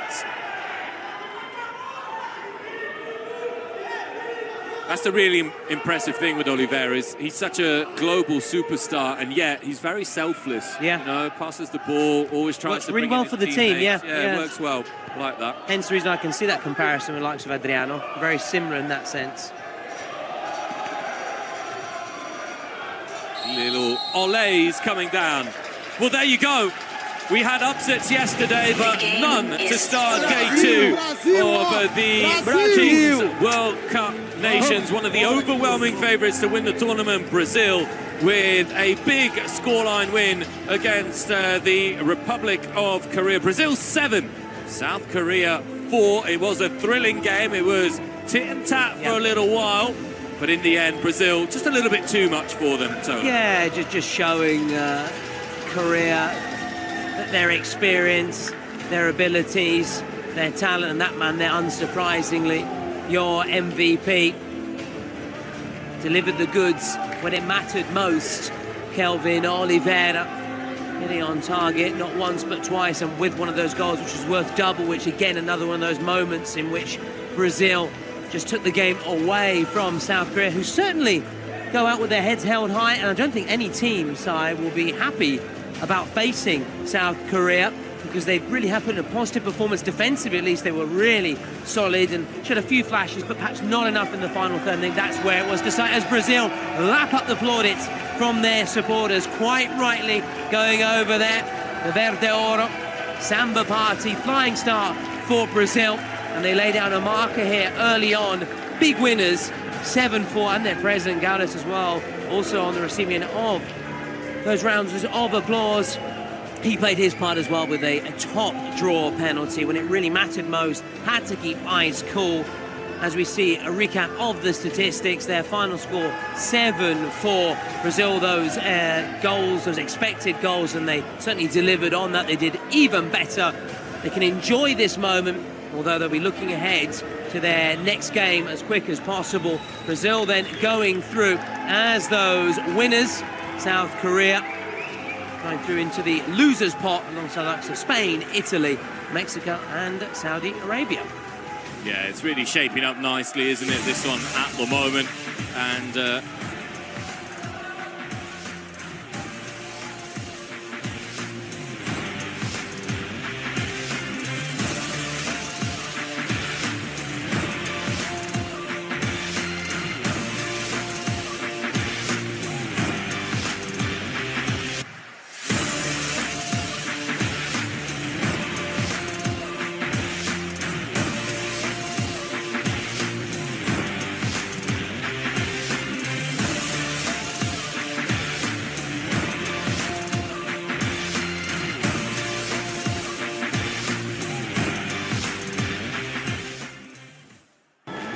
Turkey and Kings, a story of love from the very beginning. The talent and fighting spirit they showed in the last World Cup carried the Ottoman team to the final stages. This time, don't be surprised if Turkey takes the crown. Ukraine, still recovering from their last World Cup. The yellow in their flag represents wet fields. The blue, the sky. From the earth to the heavens.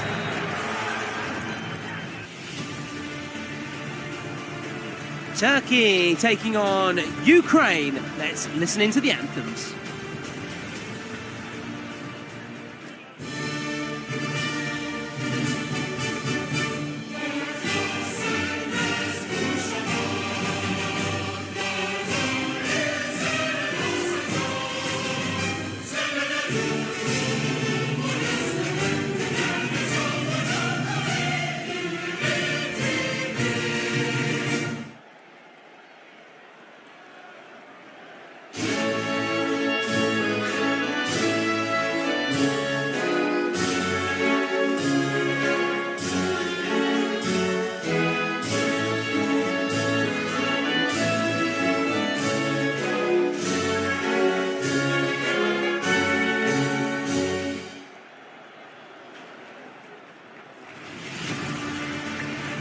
So, with the anthems now pave the way for the action out on the pitch, with the streamers and the fans connected all across the globe, watching on curiously. All over, because the Kings League is international, Simon. Oh, yeah, and it's such a good one. And you know what? Whenever Ukraine is involved in these kind of tournaments, you think, you know, the fortitude that they show Ukraine with everything that's going on at home for them. It's so great to see them here shining in such a big event. And they will put their bodies and their souls on the line here to represent their country. Turkey are, of course, the favourites. We heard Zlatan say it. The Ottoman spirit is shining inside this Turkish team, with Turkey looking to get to a winning start here, my dear Tolo. Absolutely. Super Sai, as we gear up according to those. I like Super Sai. You are say it more often. A super hero, super commentator, super lad, as the Spotify secret cards are being picked by both Turkey and Ukraine. Now, those can be played in the second period, in the second half, and we've seen not only yesterday but also earlier, just the match just gone, when Brazil got the better of South Korea, the importance of those secret cards. And when you play them, it's not just luck, it is also strategy that comes into play. It's a mixture, all these different ingredients, Sai, or should I say Super Sai, that make the Kings League so interesting, so gripping, so enthralling.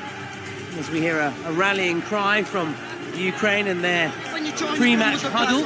Turkey, meanwhile, just waiting to take to the pitch ahead of kick-off in the second match from the second day of the Kings World Cup Nations. Do you have a favourite for this one, Si? Who are you going to say? Do you know what? I'm going to go against the curve, because I don't like following the trend, and I'm going to back the underdogs here. Ukraine, I think, are going to show us something pretty special here with their heart, and I think it might just be enough to get them over the line against the Turkish team.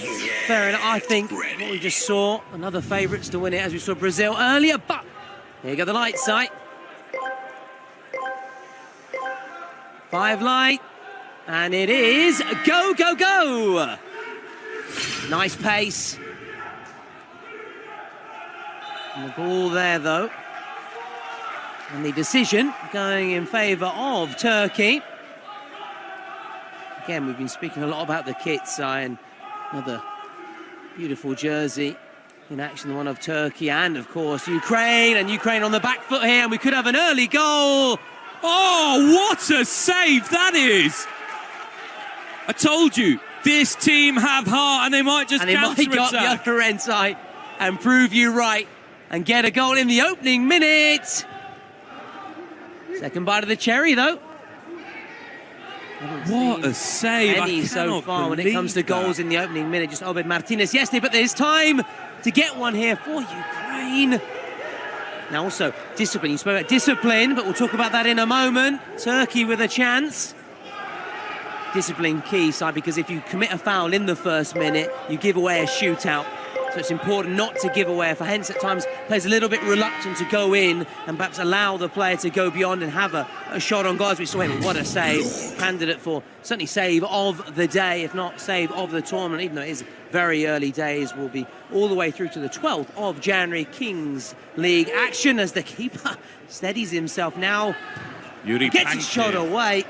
Another rule, side, for those who are still new to the Kings League or getting to grips with the Kings League. From the second minute, the keepers can now come out of their penalty area and be involved. It's important because they can create that numerical advantage. We didn't actually see it in the previous game, but it is something we've seen consistently on day one, and we see it now from the Turkish goalkeeper. AK just hanging back there. That flashes wide, but it didn't look like it went too far from El Capitan of this Turkish side. Yeah, as we saw. He's got a very good beard. I like that. I know you're a big fan. Yeah, I can't cut mine as nicely. You need to go to Turkish barbers then, Si. I should. Third player on here, outfield player. Player goes down. From this position, the referee did well, but of course it will be checked. We do have a VAR, assistant VAR. As the play continues, a little scare there for Turkey. Now looking to... I'm still in awe of Pankiv's save. I cannot believe how he got to that. It was brilliant. That was stunning. We've seen some wonderful performances from the keepers. So far for me, the USA yesterday. Boya Cortez. Well, this man here wants to follow in the footsteps of the USA number 0 because he wears the number 0, which was an interesting one we've seen down through the years in culture and football. Players were unconventional numbers. And there's an awkward one, the 0 for a keeper. But he's certainly not 0, he's certainly number 1 in every sense of the word. It's Ukraine, though, who looking perhaps to take the lead here. And the decision is a corner. That was close, Tolo. That was close indeed. You could be proved right side about Ukraine. That underdog's tag. Sometimes when you have the pressure off, you just know that you can get out and give your best. And so far they are doing that.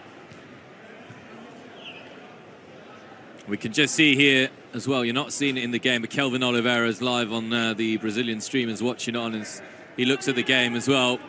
The Seleção captain, Kelvin Oliveira there.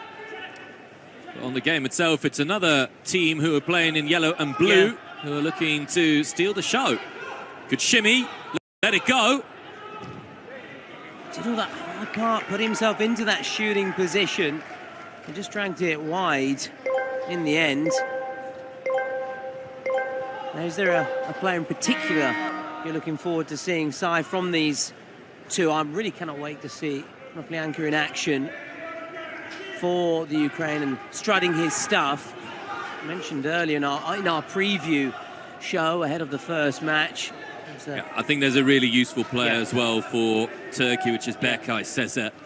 He's the captain. Yeah, it'll be interesting that sort of tete-a-tete, that duel between those two. We've picked those out as for us, the key players, but you at home, let us know via Twitch, via YouTube, via X.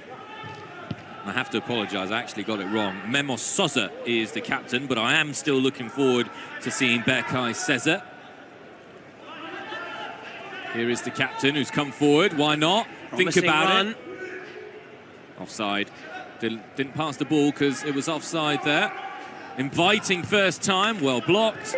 And Ukraine can counter and counter nicely. This is some one-touch football that could be dangerous. Ukraine looking to open the score here. That could be a penalty. Can you get a yellow card for diving in Kings League? Yeah, of course, of course. Of course, that was very close to a dive. It's all about the fair play sportsmanship, anything which goes against, you know, the ethics of the game can be punished, and we now are 7v7 with each minute a player coming on. Now it is both sides with 7v7, and this is where it looks a bit more like, one could say, traditional football, although we still have plenty of surprises in store in this first half, in particular those final 2 minutes when we have the roll of the dice, which can really change things and shake things up and could be one of the turning points in the match. But it's a trend we're seeing time and time again, that no one is scoring in the opening 5-6 minutes of play. It's, just yesterday we saw Mexico with Martinez in that first minute. It's a lovely ball in. A lovely little touch across the face of the box. Keeping my eyes glued to the Ukraine number 10. So much experience for his national side, but also at club level, and here he is. He really does have the magic for me, Si. He's wearing the captain's armband as well, so he's got that added responsibility. Absolutely, and the hopes of his nation. And they'll be looking to him as well, so his players, his teammates, want him to just sort of pave the route to goal and to success for Ukraine. And here he is once more. Konoplyanka, dangerous feet, gets a little bit lucky there. Of Ukraine, Dovbyk recently starring in Milan for Roma against the Rossoneri. Wonderful little assist for Paulo Dybala. That was good by Ukraine, though, because they were able to get themselves out of a dangerous situation.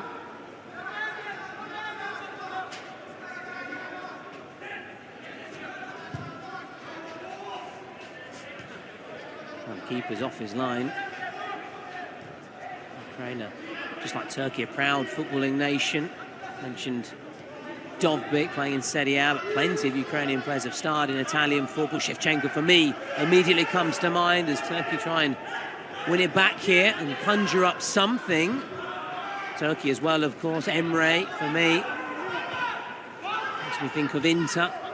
Not just, of course, we've had, even in more recent years, Turkish talents, and Kenan Yildiz in particular. Hakan Çalhanoğlu, or sometimes I think to say Çalhanoğlu, so Çalhanoğlu. It's a tough one to pronounce, as there's many Turkish names, but...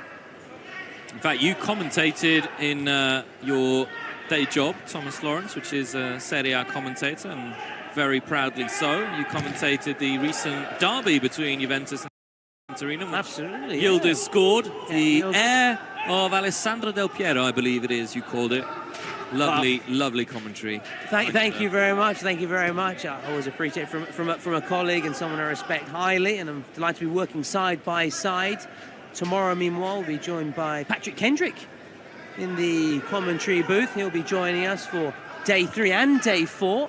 And of course, looking further ahead, the final in Turin, when Zlatan believes it's going to be Italy against Germany. From what we've seen so far, Italy have their work cut out. Germany in action later today. The efficient Germans, as they tend to say. That's a bold call, isn't it? Italy, Germany. It is got very... no Brazil, no Spain, nothing. Mexico as well, although I know Mexico lost, but they were impressive. They showed what they could do. And Zlatan's all about the boldness. Yeah. Coming back to Patrick Kendrick, who will be your third host in the English language. I think his streamer name, which we're going to have to give to him, and I don't think he's going to have much say in the matter, is PK, the Peacekeeper. I think that... I like that. That encapsulates everything about... Got to be careful of saying PK, though, because we might think of Gerard PK. Oh! The brains, the man behind the Kings League, which has really gone from strength to strength since 2022, when it first came to the fore. And we had 2023, 2024, 2 years of competitions, leagues opening up, and of course in Spain, the Kings League Americas. Ukraine still looking for a way through, though. They're having a bit more of the ball. Turkey defending resolutely. Once again, defences have trumped attacks by and large. Only the Brazilian attack, with all of its many talents, able to get the better of a very solid South Korean defence. And once again, the goal only came when South Korea were a man down due to a yellow card. This might be it, though. No. Good save. Yeah, this game hasn't obviously been as entertaining as the one we've just seen. This has been quite a very tight affair. You just sense neither side wants to open itself up too much. Once we went beyond that 5-minute mark and we had 7v7, both teams sort of shut up shop a little bit. We've seen Ukraine perhaps a bit more creative in the final third. Turkey, that very, very early chance when the space was there, thwarted by the keeper, haven't offered too much in the final third. But again, there's a long, long way to go, and we go into those final 2 minutes with the roll of the dice, which can really change everything. Turkey would fancy it to be, say, a 2v2 or a 3v3. We saw when it came to the early stages, they were leading the way and they capitalised better with that space that was available compared to Ukraine. And we've got the Ukraine flags out here and Turkey as well. So both teams have their supporters in the stands here, even though we've got plenty all around the world tuned in via Twitch, and not only.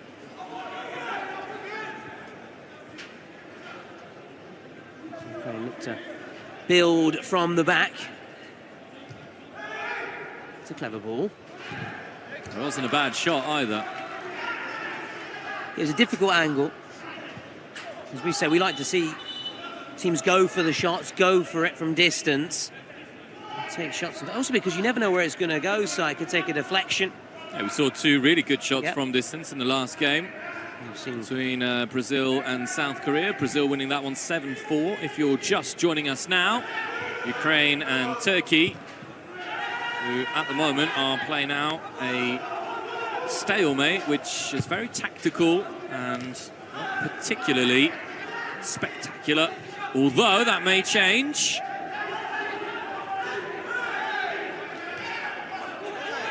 Ukraine here with a big chance. It's Konoplyanka! I'm so surprised he hasn't scored. I am in disbelief that he hasn't scored.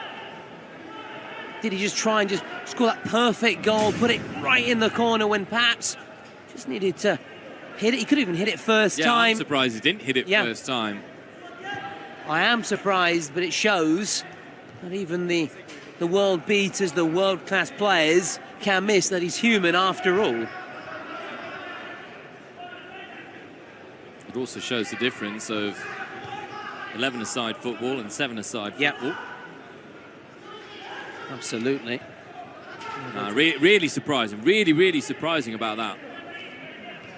But you always say, don't you, that if the goalkeeper's moving, it's easier to score against him because he's not set. He can't get his footwork right or his hands right, and therefore it's more difficult for the goalkeeper to save. If you cut inside, you give him the opportunity to set his feet and then go left or right.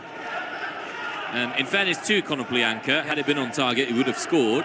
But maybe he made the angle smaller for him because he had the keeper already on him. Yeah.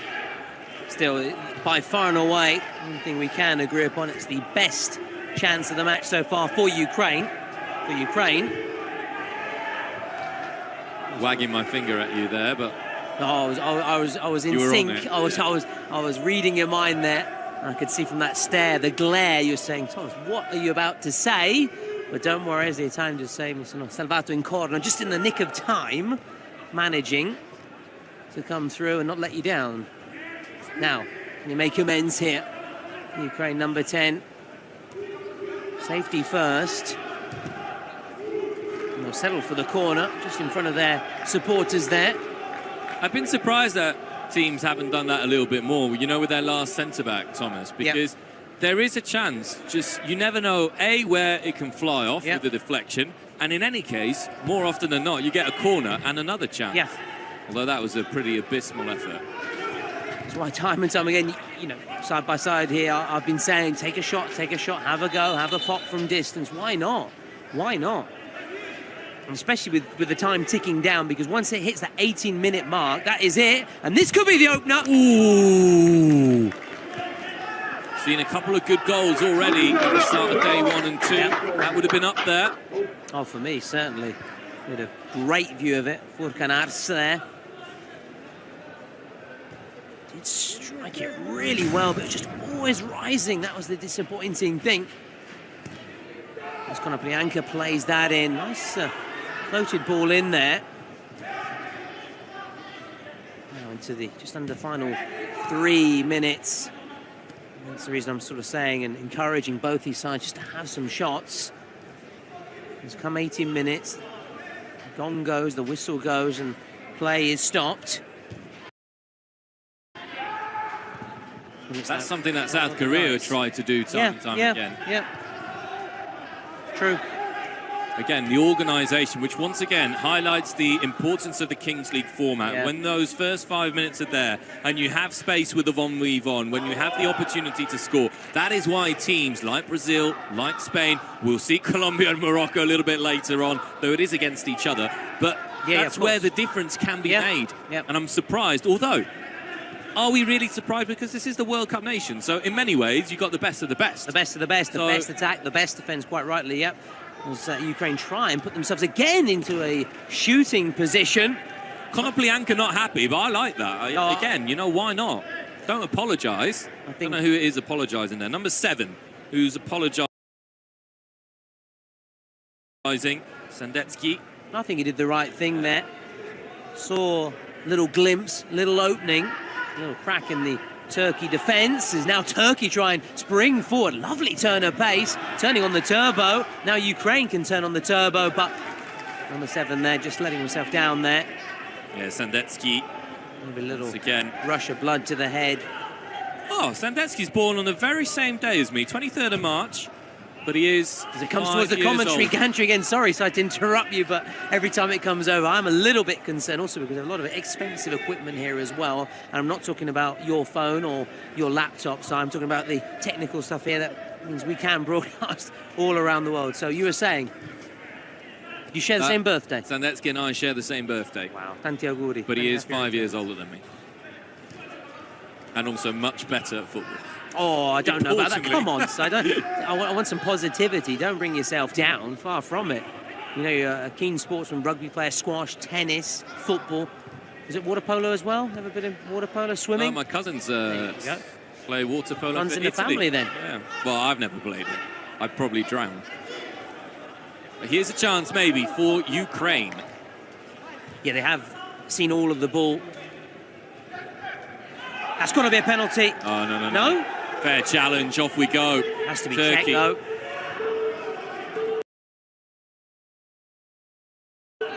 5 seconds until the roll of the dice. First instinct thought it might have been a penalty. Second inspection. So the Red Bull Energize dice, the second roll of the day, is going to be operated by Zine, the president of Peru, who's got it right there. You can see him, he's to our There right. he is. Very cool Ready figure. to roll the Red Bull dice, which lands on 4. Wow, 4v4 then. So for those new to the Kings League and on the outcome on the roll of the dice, so in this case the number 4 means it's going to be 4v4 for the final 2 minutes of this first half. Peru president there cutting a very cool figure as well in his shades. And Peru a reminder in action later today against Germany, but let's focus back here, Si, to Ukraine against Turkey. Ukraine, who in terms of the possession dominated, but lacking that cutting edge. Can they find that cutting edge here as the lights begin? 3 light, 4 light, all lights. No lights. Lovely pace, and he's that got was there nice, to it. yeah. That is textbook. Really good. Now, of course, a little bit of housekeeping here, because we say 4v4, but it's 4v4. It's not outfield players, it's all players, so goalkeeper included. So this is going to be a 3v3. The goalkeeper can, of course, come out, but 3v3 is a little bit risky, really, in terms of having your keeper leave his line. Here's Konoplyanka. Unsurprising to see him in the 4v4. No surprise. Just running into trouble there. Now you have to also be really good at getting numbers back quickly, getting men back quickly. You need sort of box-to-box players as well.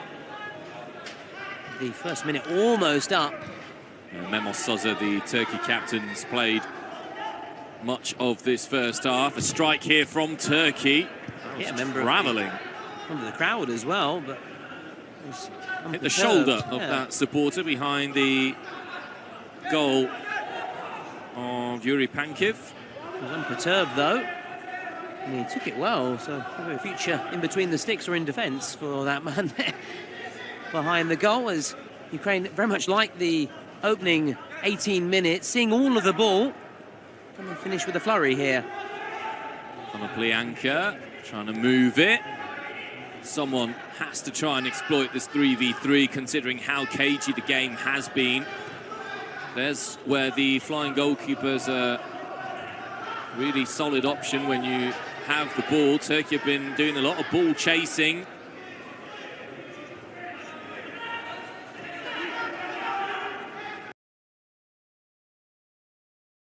Konoplyanka looking for space. They just stray into an offside position. It's a curious one, Si. You know, do you have your keeper come out and try and create that extra man, but then if you lose the ball, you've got an open goal, basically, as Turkey come forward here. This has to be the opener, but great tracking back. I don't understand it, though. Again, you have to say, you know, obviously we're positive. Obviously we're not out there with the players. But why is Memo Sosa not shooting there? It's on a platter for him.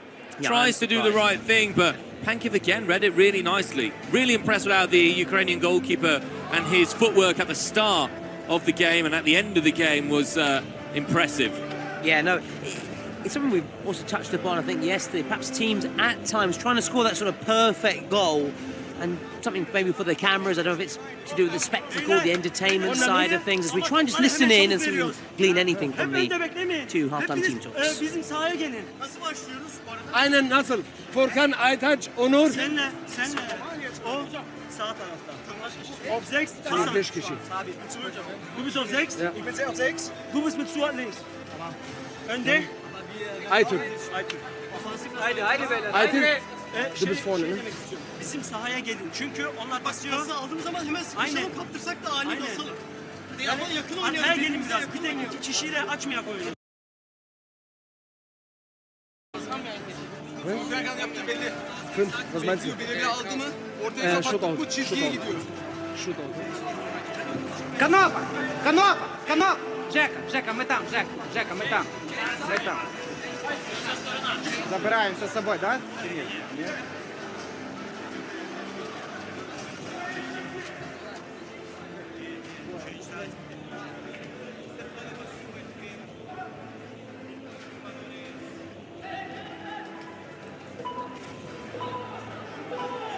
Okay, so the countdown begins.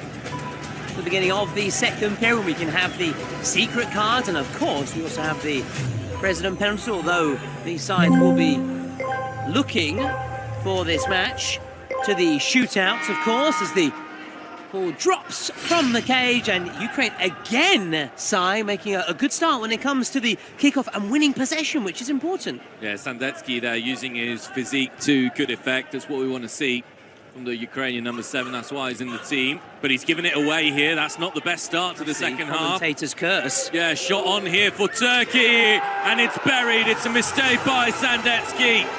It was a really poor pass, and Turkey have the lead. Brilliantly dispatched. They took full advantage there, and that's what you have to do when you're presented with an opportunity like that. You can't make those opportunities go begging. You can't make them go missing. And it is that man, Suadak, for Turkey. And full marks as well to Aytur Gesim with the assist. Just putting it on a plate and slotted home. And it is advantage Turkey. That'll be annoying for Ukraine in terms of the way that that's come about after defending so well, having a lot of the ball. Turkey just with that little bit of extra turn of pace, able to take advantage of it. A mistake made, and that miss by Konoplyanka put into sharp relief now. Yeah, just add to the regrets so far for Ukraine after coming through unscathed in the first half, and with that really, as you said, golden opportunity. Can they hit back though? Can they show that fighting spirit? They've tipped them as the underdogs in this match as it's played short. They need to get this ball into the box. They've just let themselves down there, themselves in an offside position. That's disappointing. Going to try and make the most of set plays and set piece situations. Unable to do that, and so it's advantage now to Turkey as we go towards the 23rd minute mark here. Turkey in strong position with their secret card to play. President penalty, very much like Ukraine, who may play it soon to work their way back into the match. And Turkey, once again, trying to establish a bit more of a feeling of control in the match. Sosa has given that one away, and this might open up now for the Ukrainians. 2-on-1 taken, and that's a good save this time from the Turkish goalkeeper, Oktay Kazan. Yeah, came charging off his line. Really brave goalkeeping from the Turkey shot stopper as he went flying in there. Some appeals from the Turkey players for offside, but we're playing on now. Konoplyanka, the creative conduit in this Ukrainian side. Interesting to see how Turkey, if they alter their approach or stick as they are, as in allowing Ukraine to have the initiative and all the possession and just try and strike on the break, or capitalize, who knows, on another mistake as Ukraine seeking that equaliser. Can they get it here? Not on that occasion. Konoplyanka's doing one turn too many every time. Shooting window was open, and then it goes away because he cuts back on his man instead of trying to take on the shot straight away. That's risky, that. Oh, lovely turn by Memo Sosa. And that's why he is their star player. Sloppy. Yeah, that was sloppy, though. And that's clever play, winning a foul in a good position, just again easing any pressure, allowing your teammates just to regroup again. Are you expecting a secret card or a penalty to be played soon as this goes in? And in style! Quick fire double from Turkey. And it's that man again, Swadak. He got the opener and now he's got a brilliant brace and Turkey are well on the way to the win. That was absolutely gorgeous, Thomas, gorgeous. And I'll tell you what, he did exactly the opposite to what Conor Blianka did in the first half, because he took it on so quickly that the Ukrainian goalkeeper wasn't able to readjust. And that's why Turkey now have a 2-goal lead. Look at that bottom corner, beautiful, just licks the post on its way in. Lovely, lovely play from Turkey. Ukraine had a big chance moments before to score, didn't take it. And now they trail by 2. 2 goals in Kings League isn't much. You're certainly not out of danger, particularly with secret cards and president penalties still to be played. Yeah, I think Ukraine will look to that as soon as possible, especially as Turkey are coming forward again. And they want a third, although that's just a little mix-up there as the Turkey captain has words with his teammate. So just been more clinical, basically, just more clinical, taking their chances. They've had that cutting edge, and now I really expect Ukraine to look to a secret card or a president penalty, which will be a shootout in this case for Ukraine, because they need a lifeline. They're very much fighting now just to stay in this game, and Turkey have shown signs that they can and want to get a third goal, which would, I want to say, end the game, because you can never say that when it comes to Kings League. Even in Brazil against South Korea earlier, right until the very end, the teams were still going all the way at it, and it was still very much a grandstand finale as those Turkey supporters watch on with smiles painted across their faces. Now, those are actually the Turkey presidents who are watching on there all around the laptop. Nice little cup of tea or coffee with them. Or money. It's right now. That's exactly why it'll be a shootout later on for both Turkey and Ukraine. Both sets of presidents unable to make the journey, but that will provide us with a little bit more drama as well. Talking of drama, and Ukraine get a goal back. There you go. Yeah. Turkey trying to really drive the nail into the coffin there with the decision to take the president penalty. We're going to see a shootout. For those who haven't seen a shootout before, get ready. It is thrilling, it's exciting. Sort of reminiscent of ice hockey, but also I remember you saying, Sayas, in the MLS, they featured it in the 90s and 2000s as the shot goes in and it goes just wide. Right, we're going to have back-to-back president penalties. In this case, once again, it will be shootouts because the presidents are not in Milan. They can make it. No, they're not. But Ukraine with, I think, clever strategy there, immediately answering to Turkey's proposed shootout decision, because Turkey could go 3-0 up. Is it the captain to take for Turkey? It is. Memo Sosa. Yep. I've got my money on Memo Sosa absolutely belting this one. I feel Ukraine and Ukraine pride here is going to come to the fore. Pankiv with a really good save earlier on. We're going to see a save here. In a 1v1 as well. Yeah, exactly. Hence the reason I think he's going to do it again. We'll see, Si. We'll see. Let's see. We'll bet a pizza or a coffee on it. Sosa. Put it wide.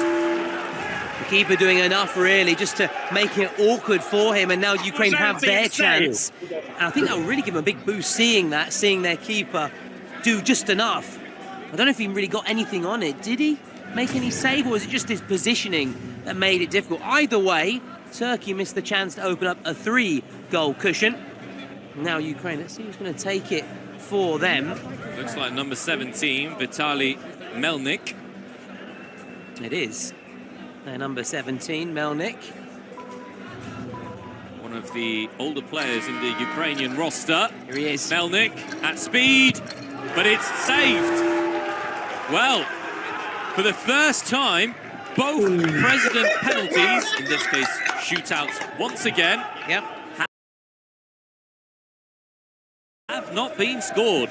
Yeah, and also for those who are reminded, you can't then go on the rebound and strike. It's a one opportunity, just one chance, one roll of the dice to get the goal, and neither team were able to make it count, so we stay at 2-0.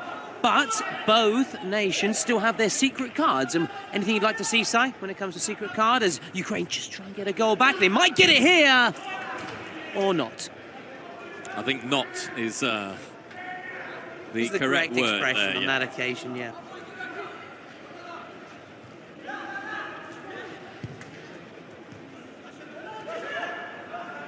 And Turkey need to try and stay into their shape here. They're allowing more and more chances. Memos Sosa with a heavy touch. Konoplyanka maybe could have gambled on reaching that. He didn't.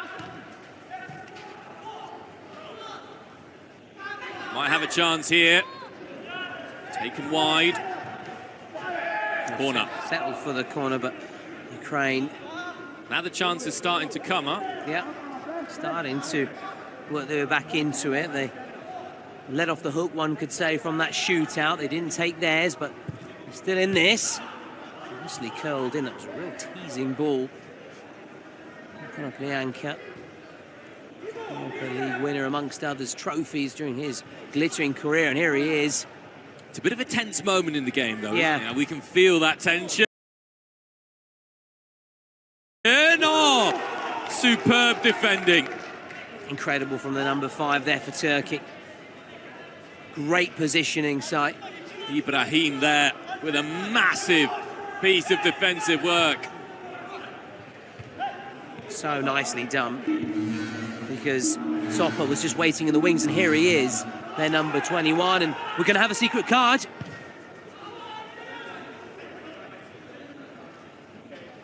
Memos Sosa might be a player to take off if there's a player suspension for Ukraine, but I'm sure they'd like a penalty or just something perhaps to get themselves on the scoreboard. Here he is, star of this Turkey national side, and talking of Turkey national side, they'll be eager to see what their fate is now when it comes to the secret card of Ukraine. Let's have a look. Let's have a look. Love to see another shootout. Suspension. This is one of your favourites, Si. Yeah, I really like this one. Yep. Also because you play with an extra player, don't you? Yeah. So basically, Ukraine can now choose a player from the opposing team from Turkey that they want to see off the pitch and it's number for 7. the following minutes. So they've told Berk Kirakli that he has to make way. Midfielder, very quick, small. And this is big now for Ukraine. Yeah, they've got that man advantage. They need to make the most of it, though, because Turkey still have their secret card to play. It only lasts 4 minutes. These are big 4 minutes for the Ukrainians. Need to get a goal. They have to make the most of it. Otherwise, we go into sort of the 34th minute mark. Then Turkey have their secret card. If it's, say, a penalty or a shootout or goals worth double, then they can capitalise, and it could be the end for Ukraine in this match. But anything can happen, as we might see here.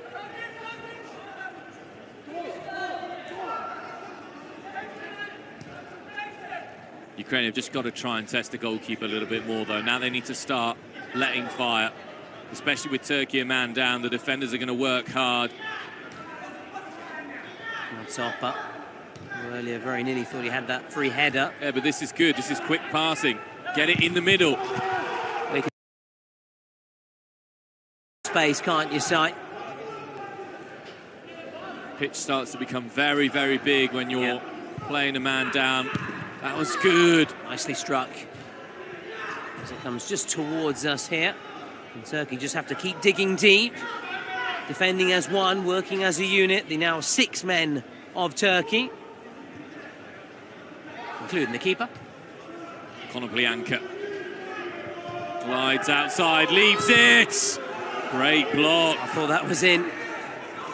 But those are the ones that have to start going in now. Yeah, we've got over 2 minutes, Si, to make the most of their numerical advantage. It's their star man. He's lost it.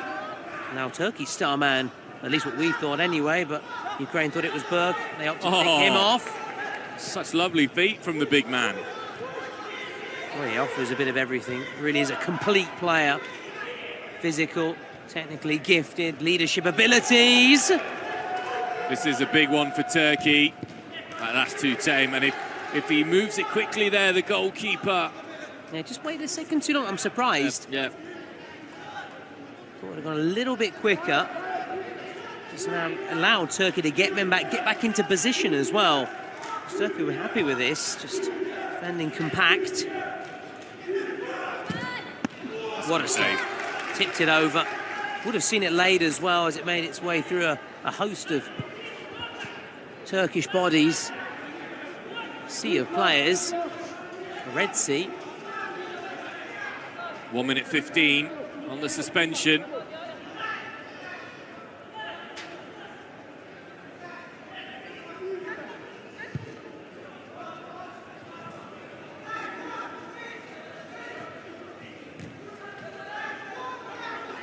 Have it. Still with Ukraine. It's fallen kindly here. Oh, Karapinka. His laces are undone. This could be trouble though. Ukraine are back in numbers. Done well to recover.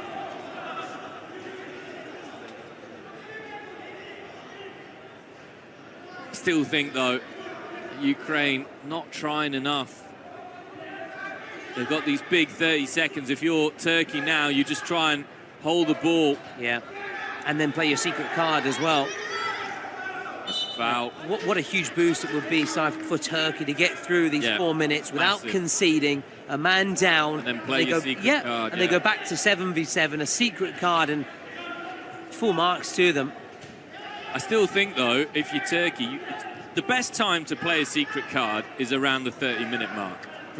Or even earlier. You never know if you have something like star player. Yeah. Because here, even if you have double goals, you're wasting time, you're losing time. Yeah, there is that factor as well. But then we saw USA in the nick of time getting that penalty, and it just gets you over the edge as well. So there's different ways of looking at it. It depends what the card is, but you don't know that. That's the beauty of it. It's secret. And talking of... Smart move from Turkey. It's another chance, though, that for Ukraine, and one that you feel should have been taken perhaps a little bit better. So I'm starting to run out for them. Nervy moments now. Okay. See what Turkey's Spotify secret card is. Again, I'd like to see another shootout. That's me personally. Oh, yes! Yeah, we both got our cards right in this game. High five all round. Yes, I'm loving that. I'm loving that. It's a big moment now as well for Yuri Pankiv. His confidence will be, oh, look at this, twist of the tail. There's going to be a substitution in the goalkeeper's position. That is interesting. Even though Pankiv has almost kept everything out, it's Dennis Boyko. Yeah, but if you look at Dennis Boyko, massive. You can see why. And that, again, is the beautiful thing about the Kings League, this roll-on, unlimited substitutions. You can make these tactical tweaks very much at the last minute. Suadak here is going to try and go around him, though. Is this for a hat-trick? Yeah, it is. It is. My money's on him. I think this is a goal. I don't think there's been a hat-trick yet. No, not yet. So this would be our first hat-trick here. And I'll tell you where we've had hat-tricks before in the Kings League shortly. Hack. Hat-trick it is. Made it look easy. Held it. Goalkeeper got his arm to the ball, but not enough on it to keep it out. Turkey moved 3 goals up, which means Ukraine now have to score twice. Yeah, earlier we saw a sublime solo performance from Kelvin Oliver. We're seeing another wonderful solo performance, individual brilliance today. Not once, not twice, but thrice putting his name on the score sheet as they now change keepers again. Ukraine, you feel now that the game has gone beyond them. They really now need something special. They have to get a goal really quickly. If they can get one just before that 38-minute mark and make it 3-1, because then into the final 2 minutes they can get that goal to make it 3-3. I know I'm going too fast, maybe that's the excitement, but time is very much of the essence. Ukraine need to be fast now in trying to create something, because they really are fighting for their hopes and doing everything to stay afloat. 4 big minutes here. It is huge. Ukraine hanging on, but they may just be tipped over the edge if Turkey can get one more goal. And those are the Turkey fans making themselves heard just to our right and behind the Turkey goal. They have plenty to cheer about. Just think of that chance by Konoplyanka earlier in the match site. And it was still 0-0 as well. Goalless, that's the thing, that's the thing. Here it is, Turkey. Oh, that's a big save, and it's skied. Yeah, that should have been. When a goalkeeper's having a good game, yep, the unwritten rule is you do not substitute him. I have never seen it, even in professional football. I have never seen it work when you bring on a specific player for a penalty shootout, or whether you bring on penalty takers specifically for penalties. I mean, Trezeguet did it in 2006 for France in the World Cup. Didn't play, came on, took the penalty, missed. Yeah, also more recently, Italy, England. Euro 2020, Saka, wasn't it? Missing for... Sancho, Rashford, all three of them. For the 3 lines. Yeah. Lucky. There you go. Now, we're into that 38-minute mark. So now, goals are worth double. But Ukraine will need to score twice to turn it around. So it looks like a mammoth task, doesn't it? Again, we can never say it's over until it's over. Quoting Rocky, I know you're a big fan of boxing. It ain't over till it's over. But with Turkey, this 3-goal lead, they're full of confidence. And you think that goal, that third goal, has maybe just knocked the wind out of the sails for Ukraine.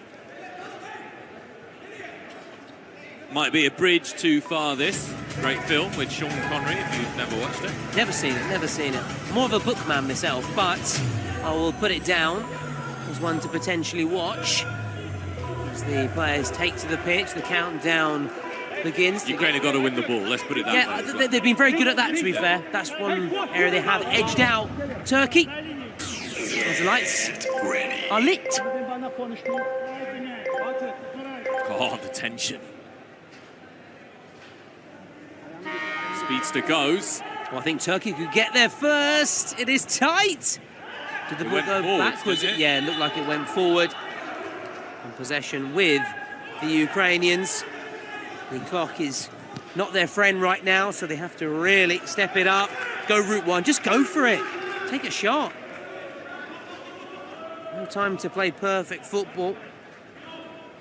Remind you can now vote for your MVP via Twitch, and it has to be Swadak, doesn't it? With a hat-trick, taking home the match ball. Unless Ukraine have someone who scores twice in the next 2 minutes. Yeah, then that would shut me up, wouldn't it?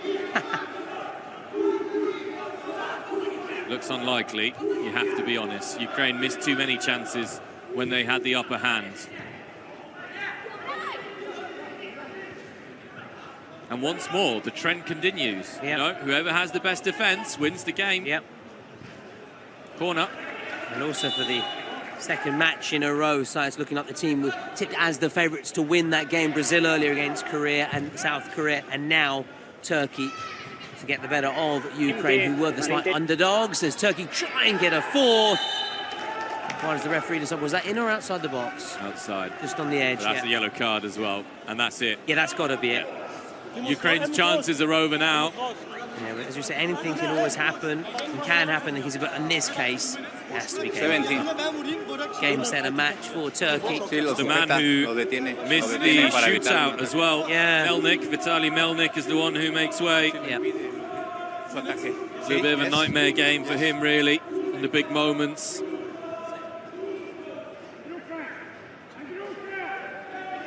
And can Turkey now rub salt in the wounds and get a fourth? Brilliant start for them to this competition. They're also laying down a marker. We see a free kick go in. It would be a way to sign off in style. Lengthy run up. So much power on it. If it's on target, that's it. Yeah, I'm glad I wasn't in goal to face that one. That was frighteningly powerful. Just seen the percentages for your Twitch MVP man of the match. No surprise that Suad is at 82%. That wasn't far. Kelvin Oliveira earlier for Brazil taking the MVP prize after his brilliant brace. One of those goals worth double, as he was the star player for Brazil with their secret card. Now Swan Ak with a hat-trick, another brilliant solo performance. So we now already start going and thinking ahead to the third game of today's Super Site. Just non-stop action here at the Kings World Cup Nations. We're looking further ahead tomorrow, Spain against City. For me, that must be one of these standout games. But let's continue here, focus on Turkey, Ukraine. It still is just under 2 minutes, or rather, just under a minute to go. And they get at least a consolation goal, something to cheer about. Doesn't look likely, as we've said throughout the course of this match for Ukraine, just in front of goal. Made to miss those opportunities. Going to play ankle, will be disappointed. He's given it away. Turkey. Then with a flourish. A 4-star showing! Oh, 4-star and it's that man again! With a 4-goal haul. Suad Ak, take a bow. And that's going to give him the MVP prize. I'm not sure. Probably be the golden boot of the tournament as well if he keeps on going like this. Now streaks ahead. Every goal he's scored has been in that corner as well. Yeah. Yeah, it's been brilliant from him. 4-goal haul from him. 5-goal haul for Turkey with goals worth double. Final score, Turkey 5, Ukraine a clean sheet as well, which is a very rare thing in the Kings League. Yeah, and this is the biggest win by the biggest margin so far at the Kings World Cup Nations. Turkey putting down a statement win in this one. Zlatan was right, Turkey to win. They'll be able to celebrate. It'll take some doing to get the better of this Turkish side with a really solid defence after what we've just seen, and with the skill as well when it comes to the individualities.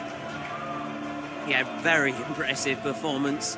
4-star showing from him, 5-star showing, of course, for Turkey as they lap up the plaudits now in front of their supporters. And again, we just continue to say how much it means to the teams when they win. Of course, we want to see entertainment, we want spectacle as well. That's important. Sportsmanship, fair play, but there's also that competitive streak, that competitive edge. There's a trophy, and it is a wonderful trophy in all its glory for the winner on the line.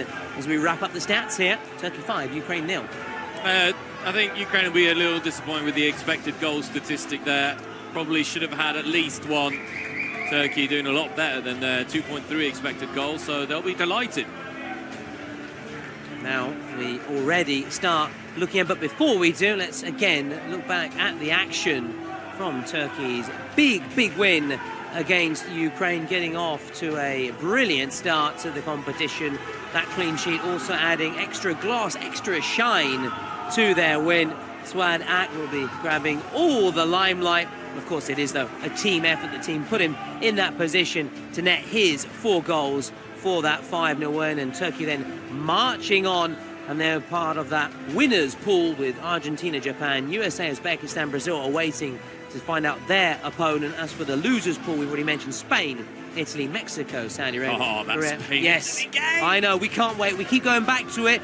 I won't be able to sleep tonight for the tension, for the excitement. Of course, then Korea and Ukraine in that losers pot, and they're fighting. It's a last chance saloon for them, because otherwise if they lose again, they are out of the competition. They have to go and win tomorrow to go through to that last chance saloon if they want to go through to the quarterfinals. Now let's look back at the action once again.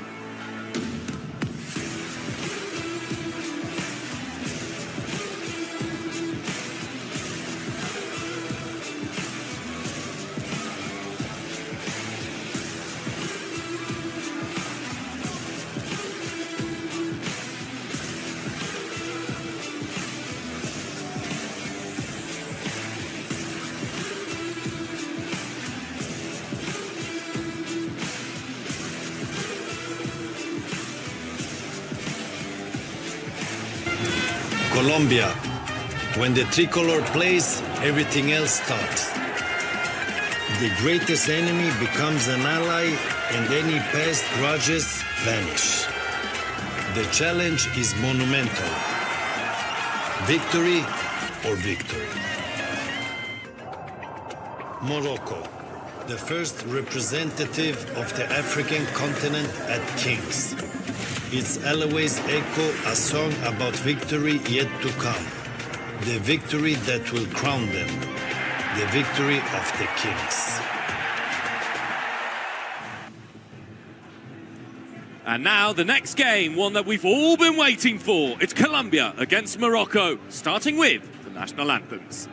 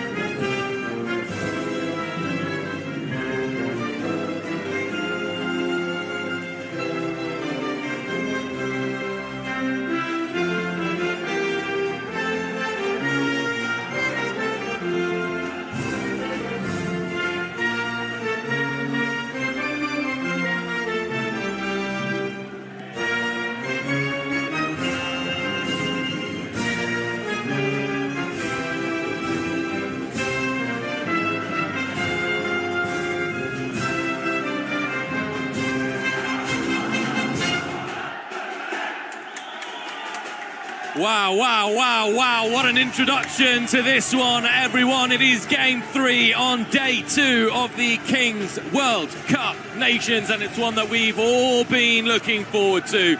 It is Colombia against Morocco.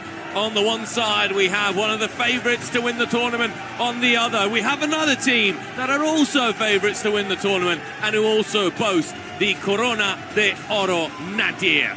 And are we sure they're not the home team, because they are supported in their numbers today, Morocco, as we can hear from their supporters making a lot of noise, making this a red-hot atmosphere. And talking about favourites, Colombia, according to our supporters on Twitch, have the edge against Morocco. Yeah, twice as likely Colombia to win the match, according to everyone who's watching on Twitch. 69% to 31%. So I think that's one of the biggest skews we've had almost. And it's going further and further up at the moment. Once again, a reminder, get in contact with us, Instagram, Twitch, wherever you want. Let us know your thoughts X as well. on how things are going here in Milan at Vismara. The draw of the secret cards, it'll be Morocco to draw first and Colombia who draw second. But alongside Argentina and Spain, Tommy, this is one that has been penciled in and underlined. Absolutely. Yesterday we were treated to a cracker, a rivalry for the ages between Argentina and Spain. Now we have another cracker when it comes to the Kings League. Colombia taking on Morocco. Colombia, who you can say have had their presidents come together for the good of their nation.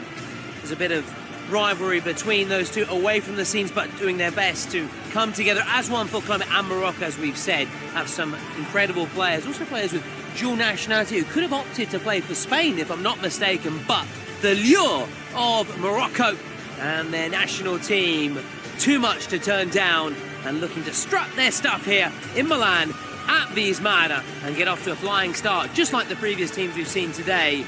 Brazil, and then just a few moments ago, Turkey. Yeah, Nadir Loua and Fouad El Amrani are the two players who play in the Kings League in Spain.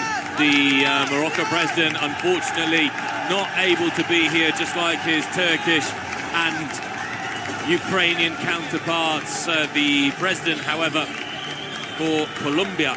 Listen to that noise. Yeah. For me, that's going to tip it in the in favour of Morocco. That support.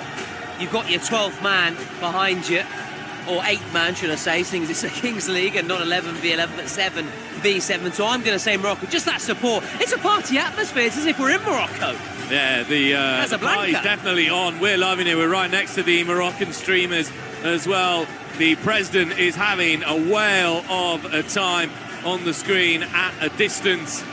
And, you know, they're getting a jig on, but they're certainly giving the Saudis a run for their money in terms of best support. Absolutely. And like I said, it's as if Morocco were the home team right now, even though Italy have the home advantage. Didn't capitalise, though, against Japan yesterday. They were surprisingly beaten. That means they'll take on Spain. And let's just listen in for a few moments. That is crazy. Even the other streamers, they're turning their cameras around, pointing, everyone's nodding their head at the support from those guys there. They're going to be behind the Moroccan goal in the first half. They'll be behind. But they're all over, you know, even just in front of us and just behind the Colombia goal as well. You can see plenty of Morocco flags in the stands. And for me, that's got to give them the edge. It's got to. This is brilliant. What an atmosphere. What it's about. You know, for anyone who doubted that Kings League would ever become something big, would ever really capture the support of football fans, then look no further than this. Yeah, it's no joke. It's no joke. Yeah, it's no joke. It's no joke. Far from it. Yes, there's entertainment, there's spectacle, but it's competitive. It means a lot. And they're very quiet, though, aren't they? They're seeing the funny side of it as well, of course, as the countdown begins. Countdown is on. We're talking about the rivalry between the Colombian president, even the most bitter rivalry set aside when it comes to representing your country. West Cole, Juan Guarnizo, shaking hands, making amends, and now they'll be looking for their team to get off to a flying start. It's time. Colombia against Morocco, 3 light. 4 light, all lights, the red is on, and it's the red of Morocco against the yellow of Colombia.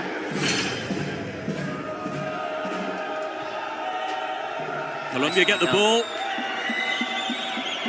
These are key moments now. Colombia would do well to silence their opposition straight away. That's really strong defending. Just a little bit of calm there. Here is Nadir Loua. This is the man, the Corona de Oro, the world's best player.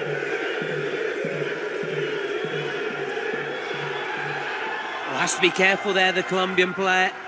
Lunging in, won't want to give away a foul. A reminder in the first minute, if you do give away a foul, it's a shootout. A reminder again, in the first minute, keepers cannot come out of their penalty area. So it really is 1-in-1, 1 against 1 in every sense of the word as Nadir tries again, side. Yeah, 19 seconds to go until we see the second player, Nadir Loua. See some of that skill of his. He's away, Nadir Loua! Whoa! First sign of naked aggression from the Moroccans. Some respect, I'm quite glad it didn't go in because the noise would have been deafening. It would have been deafening. That's all we're waiting for, though, really. And now the keepers can come out. The Colombian keeper's immediately out. In fact, look at how far he's gone. This is interesting. I like this. I love this approach from Colombia. Palacios pulls it back. Shooting chance, not yet. There is now, no offside. Palacios, save. Ooh. And now he has to quickly track back the Colombian keeper. It's clever from Colombia because they keep one of the Moroccan defenders occupied on the far side, but overload on the right side, which is where the attack comes from, and it leads to a 1v1. Clever. Nadir Loua on the other team. Morocco coming forwards now. Keeper, have a go, goalkeeper, have a go. Should have had a go. Should have had a go. Should have had a go. Oh. Now let's see what the Colombian keeper does. I mean, do you remember Higuita? Is it Higuita? I think it's the right pronunciation. With that scorpion kick for Colombia in the 1990s. So Colombia have a tradition when it comes to keepers who impress, and we saw him on the overlap, and now goes back in between his sticks. And the goalkeeper hangs back this time because that overload isn't available anymore, but the pass is a good one too. Palacios, who goes down. The referee says no penalty. It was touch and go. It will be checked though. Morocco looking to capitalise on the break. Nadia Lua, him again.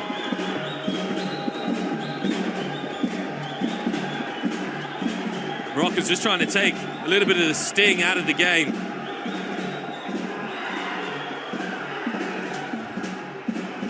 And they have another crack, and they put themselves into shooting position site. Shot might come in here. A little bit of trickery, but Colombia looking very solid, unbothered by what Morocco are doing. There isn't going to be a free kick either, which means there could be the counter. It's a 1v1. Colombia surely to take the lead, and they do. And that has silenced the Moroccan crowd. The referee says there was no foul. Brihan Gutierrez, he's one of their star players, and he delivers immediately, Tolo. In moments like this, when you're up against it in terms of the fact that you're outnumbered in terms of your supporters, you need your star players, your key players to rise to the fore, to grab the game by the scruff of the neck. He did just that, kept his cool, round the keeper and slotted it home, and it is 1-0 Colombia. And those Morocco supporters, for now, have been silenced. They have to pick themselves up and give their team a lift. What a start, though, as we go towards the 4th minute, and it's going to be soon 6v6. Yeah, early goal. We were talking about the importance of getting an early goal, of having it nice and easy, taking advantage, making the most of these situations. Colombia have done that, and they've done it well. Morocco need to play on to the whistle here. They're leaving themselves open. It's that man again, Gutierrez. And now it's side to side. Palacios. Did it hit the post maybe on its way through? They've taken a little bit of the paint off that post. It was close. Doesn't matter, I'm not a good painter. Good man. Well, I know you're into your painting and your artwork, but anyway, but you're better as a commentator, that's for sure. Nadia Lua has to step up. You look to your heroes in times of trouble. Morocco, early on, of course, but they are with their backs against it. Not because they're a goal down, but more or less because they're not getting chances and Colombia getting plenty. Something we saw with Brazil against South Korea, but Brazil didn't score until the second half. Colombia already on the board. Soon going to be the 7v7, and it will be a bit tighter. More tactical now. Yeah. Both teams at full strength now. We'll see perhaps more shots from distance maybe now, as we have it 7v7. That's clearly a foul. Is this going to be a card sight? It's a yellow. So it's a yellow card shown. Early twist in the tail. Number 4 for Colombia, who's been shown that. It's Moreno Palacios. Yeah, so 2 minutes on the sideline. Sin bin for him. And Morocco have a man advantage. And will it be enough to claw back this 1-goal deficit and bring themselves level? We have seen teams make the most of their numerical advantage so far. Morocco need to follow suit. You know, Tolo, I grew up in France. Yep. I'm not ashamed to admit that part of me. Not ashamed at all. Allez les bleus. I knew a lot of Moroccans growing up. I've worked with Moroccans as well in my career as a sports journalist. And the one thing you do not want to do with Moroccans in any sport is to get them going in terms of their fans, because they are so noisy that they become that extra man. And if this crowd get going, it is going to be a really unbearable atmosphere for the Colombians. We can already hear it. We sampled it at the very start of the match, but there was naturally a little bit of a dip after the goal from Colombia. Exactly. Did you notice how it went quiet before the yellow card immediately gets them fired up again? And they're creating a wonderful atmosphere here. They're renowned for their passion. That's a foul. Another proud footballing nation, Morocco. It did look like a foul to me. I know Maro's not fabulous happy, players down through the years. Plenty of starred, of course, in Serie A, and not only. First ever African nation to make it to the semi-finals of a Football World Cup. Morocco in 2022 in Qatar. Yeah. Walid So close. Dekragui, the coach, led by Sofiane Amrabat, who at the time was at Fiorentina. Yeah, did they have Hakimi in that side as well? Was he impressing? Hakimi, was he? Hakimi. Yeah, another one. Ziyech. I'd love to see Hakimi play Kings League one day. But anyway, one can dream. Wouldn't mind seeing Hakim Ziyech as well with that left foot of his. Yeah, as we said, some fabulous players their country has produced. That wasn't quite fabulous on that occasion, but they're getting closer. They're building up that confidence. They have 20 seconds to make the most of their numerical advantage. We're then going to be back to 7v7. Colombia will be pleased if they can just get through these closing stages, a man down. But do you mind that? Because he has a shot, he has a try, and he gets himself in the right position. Yeah. No, I like that. As a coach, that's what I want to see. But again, I'm not a coach, I'm a commentator.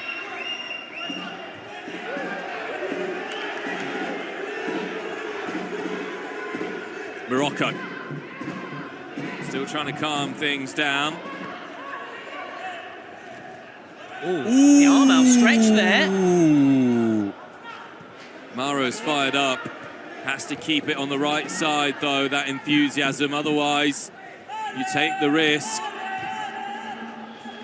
And the drums are banging as well from the Morocco supporters. Taken quickly by the Moroccans. Shooting chance, well blocked. You can tell why Colombia are also considered one of the big favourites here, Thomas. Yeah. The way they're defending, their ability to break at speed, their individual skill on the ball. Here it is again, look, Maro. Yeah, they're just complete. That's the word that comes to mind for me, Si. Ole, ole. Yes, we're banging away as well on the table. It's contagious, isn't it? It is. I hope we get a Mexican wave as well. Can you imagine if there'll ever be a Kings League event in Morocco? Zlatan, EK, are you listening? That's what we want next. Take this tournament, this wonderful game to North Africa and Morocco. I like that from Morocco, winning the ball back high. Can they exploit it? Pushing it a little bit too far there, but it's still a Moroccan ball.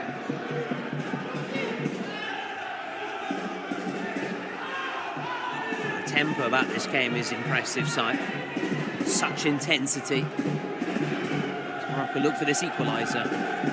Strange time for Colombia to make a substitution. They almost found themselves in trouble, but it might work out really well for them as they break. Oh, the skill there, glued to the feet, the ball. Intensity. It's such a battle across the park, every inch of the pitch. These players are dueling away, battling away. Again, I don't mind that personally. Look, it could have gone anywhere, and it did. Good touch, that. Number 2 brings it under control. Here's Fouad, the other Moroccan superstar who plays in the Spanish Kings League. Haven't seen him and Nadir Loua on the pitch together yet. Yeah, I'm looking forward to seeing them in action. Lovely play, oh, huge block by Palacios, who's just come back on as well. Yeah, really doing well, putting his body on the line, helping Colombia preserve their narrow advantage. It's a good smell here for Morocco, isn't it, Tolo? Yeah, but they've got to make it count. We always say it, it's a cliche. Might make it count here. Morocco for the equaliser, no! It's a massive, massive stop. Look at the reaction there from the Colombian presidents. And we've seen some incredible saves so far today. That is up there for me. What a stop, made himself big. Keeping it out, and it's still 1-0 as the shot goes in, and again he makes the save. Ooh, that had the goalkeeper backtracking there, Youssef Ben Salam, who I'm sure will have watched Luis Sanchez score against his Spanish counterpart. This is a fair challenge as Marco comes, and he also wins it fairly. Ooh, it's physical now, it's physical. Palacios fouled, yes. It is flaring up out there. Getting feisty. Angelo. It's breathless, isn't it, Si? It is breathless. Hear it from the Colombians. Bueno, bueno, vamos. Which means good, good, let's go. And you know, Si, it's not just Moroccan fans inside the venue, also outside Vismar who haven't been able to get in because they haven't been able to get a ticket because it's a sellout crowd here. It just shows how richly they are supported, the Moroccans. As if they're the home team, but they're not. It's Italy, the home advantage, but it's Morocco who have the fans here today. Just think if Morocco make it to the final there at the Allianz Stadium. Wow. Remind everyone that the final of the Kings World Cup Nations will be in Turin, not in Milan, at the home of Juventus Football Club, the Allianz Stadium. You can still grab your tickets for that. Make sure you do, because if this is the standard, then it's going to be incredibly high and pleasing. Oh, it's going to be an absolute belter. Could this be a belter? It's good skill. One back by Colombia. Now an opportunity for Colombia to settle. What a pass that is, looking for Marco. And the follow-up, oh, yes. Tolo, how's your touch? Not so good. I've tried to bring that under control, but I've made a fool of myself there. Well, it was a little far from you. Very nearly pulled a hamstring in the process. I might have pulled a muscle, actually. Thomas Lawrence nearly caught the ball, and it was nearly put away. Very nearly. Bob on Mosquera there. The Galacticos del Caribe Kings League club. Going back to the Allianz Stadium, so Kings League has been to some impressive grounds. The Camp Nou as well has also hosted the Kings League, for example. And we've had sellout crowds there as well. So we're confident that the Allianz Stadium will have a massive turnout for that final on the 12th of January, a reminder. Lovely turn.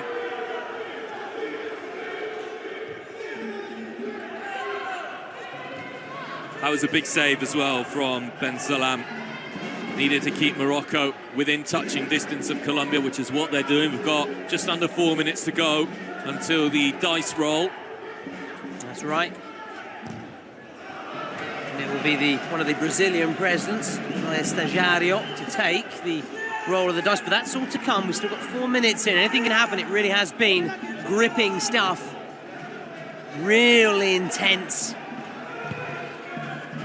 Such a battle all over the pitch. Might open up here as well for Morocco. He goes down, referee says no. No chance. No chance. He just fell over himself there. There is a VAR check, though. He wants the VAR, but it's not going to be a VAR. I'm sorry to disappoint him. I'm sorry to disappoint these Morocco supporters, but it was not a foul. But again, it's not a foul, but the reaction from the crowd, the noise, the fact that it gets them fired up, just makes you as a player for Colombia that all little bit jittery of making a mistake, as that was nearly taken away, and this might be a 3v3. Is that a foul? It is. Colombia have already been shown a yellow card. That's a foul on Fuad, one of the stars. No card on this occasion. Card staying in the pocket, but no complaints there. Clearly clipped. Morocco a chance from a dead ball situation. The noise inside the ground, so impressive. Ismada, a home from home for Morocco.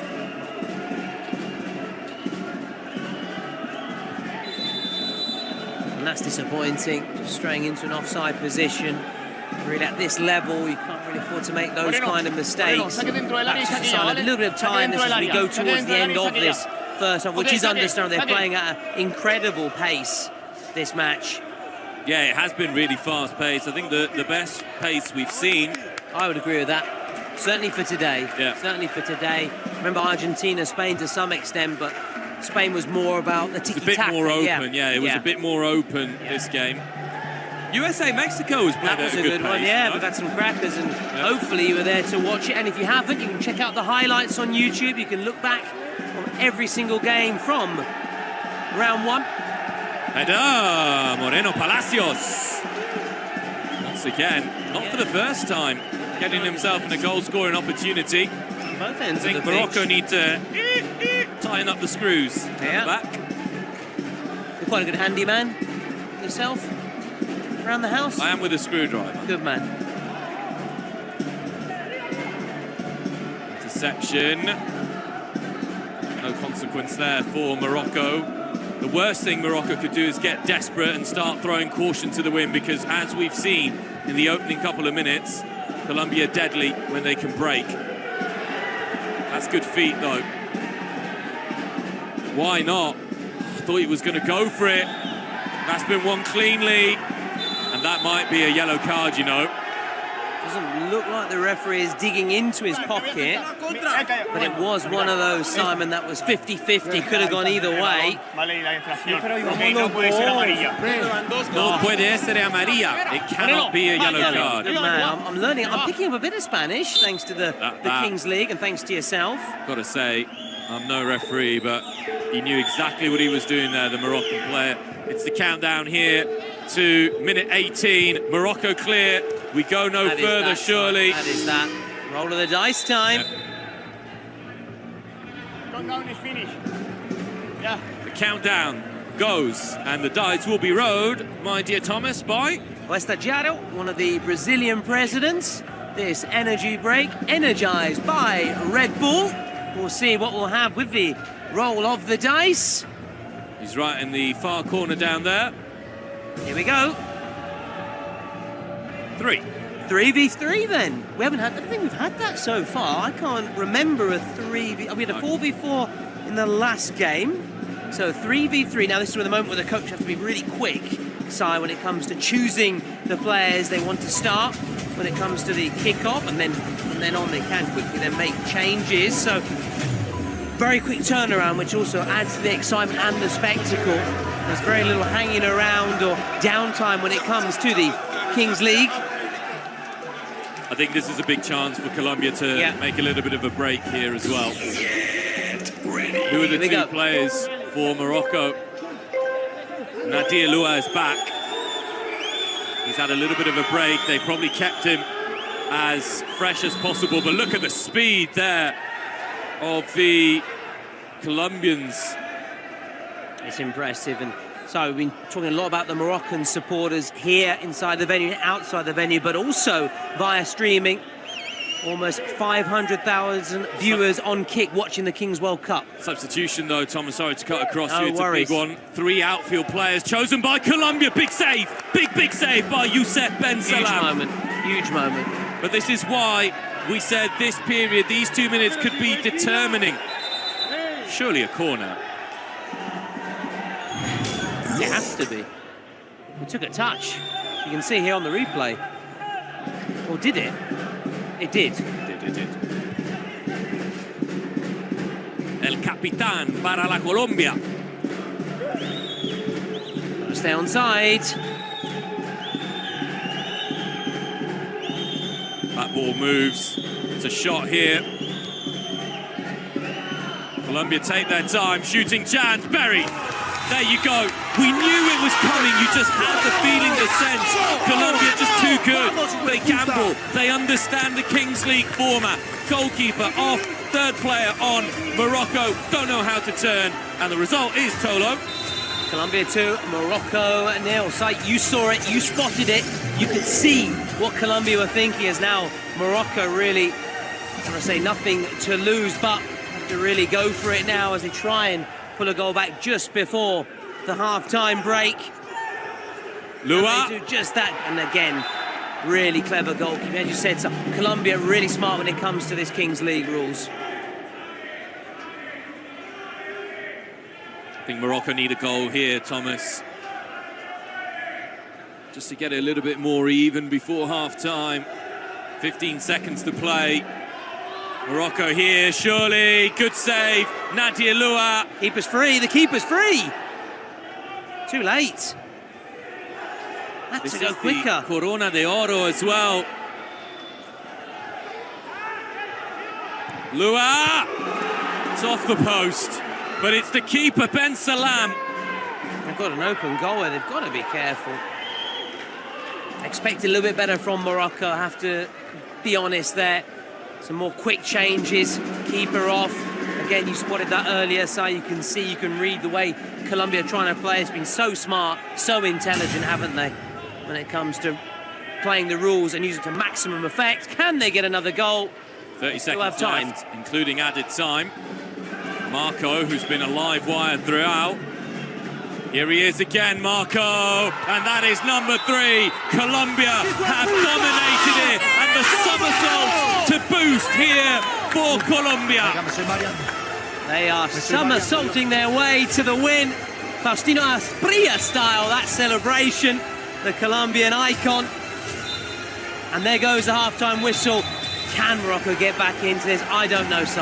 How costly have those 2 minutes been for Morocco? Colombia have played them to absolute perfection. They've had the ball possession twice, they've scored twice, and we've seen very few teams do that. Such an impressive and clinical performance. As we try again and listen in No me at está gustando el halftime. 4-2, lo estamos haciendo así y así. No jodan, dijimos así. Más pegado, más pegado. Que no entren, si no van a ganar el partido, que nos lo ganen de acá. Pero no nos lo van a ganar, no hay forma. Vallao por derecha, Julio por izquierda. Descánsalo un tantito o estás cansado también. ¿Estás bien seguro? Vas con Guti de central los dos. Va Alexander y va... ¿Dónde está Caro? Vas tú, adelante en el 4-2. Salen por el balón. Vamos con todo. O querés ir por izquierda. No, a mí me da lo mismo. No, no, estamos bien, 4-2. Va Alexander y tú, los dos ahí en el 2. كورنر كورنر خصنا تقعدوا على حتى يديروا الخطا ديما راك مبارك تيديروا الكورنر تهزوا علينا الدراري واحد مع واحد الدراري واحد هما راه كيمشيو وليدو يلا الدراري حنا نمشيو قاطعين يلا الاولاد يلا جداي سلولي سلولي سلولي سرح واحد شويه ندخل سعيد شويه واحد رومي. We saw El Pibe talking there for Colombia, saying, me gusta el 4-2, staying in that 4-2 formation, and also saying that there was absolutely no chance that Morocco were going to win this game. He may be right, we don't know. Morocco and the Moroccan head coach just saying, plus dans le duel, more in the duel. Bring a little bit of strength there. Thomas, your take on those instructions? Well, I have to say, it's looking increasingly difficult for Morocco. Colombia very much in the driving seat. That 3-goal cushion will give them such a boost, such confidence, will knock a bit of morale out of the morale and the Morocco camp. Having said that, the countdown begins and we're already going to some penalty. Guys, just incredible enthusiasm for this game. There are over 1 million of you live connected at the moment to watch this match with us. We thank you for your unbelievable support. It's only going to get better. 1 million viewers for this match between Colombia and Morocco, and of course applaudits go first and foremost to the players, the presidents, everyone who makes this possible. Yeah, they're the ones that are putting on the show out on the pitch, on and off the pitch. And we hope for more in this second period, Si. President penalty early on here for smart. Colombia. Well, I think that's an incredible decision. I love that. Trying to really just go for the win and really go for it and strike while the iron is hot. I'm a massive fan of that person. I think it's a good I'll give you my cheek and you can strike me just to illustrate. If we had a camera on us, I would do that. I think your missus would be happy to see me do that as well. Oui. So, let's see. Now with this, big moment now. We say it often. It is Pelicanger. I think that's how you pronounce it. I apologise to any Spanish speakers. Pelicanger, the Colombian president, scores! It's getting worse and worse for the Moroccans. The Moroccans, as you can see, or as I'm sure you've noticed, do not have their president here, so it will be a shootout for the Moroccans, not a straight penalty. This one is low and into the bottom corner. Colombia showing a lot of control and know-how from that penalty. Thumbs up as well, 2 thumbs up. And if it's getting worse and worse for Morocco, it's getting better and better for Colombia. 4 goals to the good. They've still got their secret card as well. Morocco, I think, have to just either go for a secret card now or a presidential penalty, which, as you said, would be a shootout today. They need something better than that. As it goes towards our Spanish colleagues there, behind the goal. By Gonzalo. Really good catch. Muy bien from Gonzalo. Is it Gonzalo? Gonzalo? I have to ask again, Spanish colleagues. If you watch Kings League regularly, you'll know that Gonzalo and Ivan are two of your mainstay commentators as Colombia break forward once again.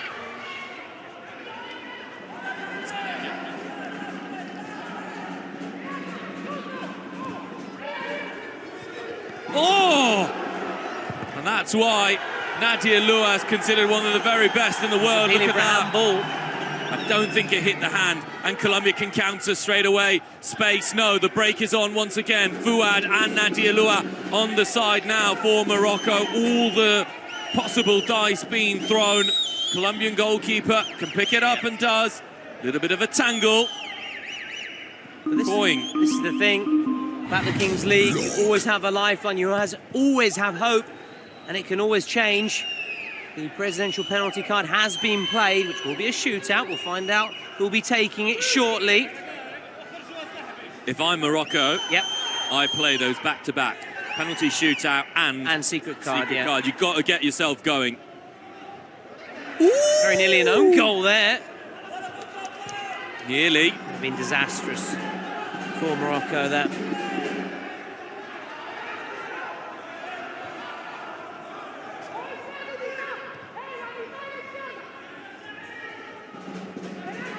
Morocco still looking for their first goal of the game and indeed of the tournament. Yeah, surprisingly, seeing the talent they got out there and the chances they had. Our community on Twitch, they got this spot on with 69% in favour. And unsurprisingly, I'm getting it wrong again. So don't listen to me. Do the opposite that I say. That's my Have we advice. predicted one right today? You have. You've got a couple. I didn't get Ukraine right. Okay. We both went with Brazil. Yeah. So one right, but that one right, one wrong. It's quite a simple one, to be fair. So who's going to be taking this for Morocco? Surely has to be Nadia Lua. Yeah, you'd fancy him to take it. Maybe Fouad. Well, he had a penalty appeal earlier, waved away. Now he's got a potential chance from a shootout. I think Nadia Lua's teammates are telling him to come and take the kick. Yeah. And I don't think Nadia Lua is going to be convinced to get up and go.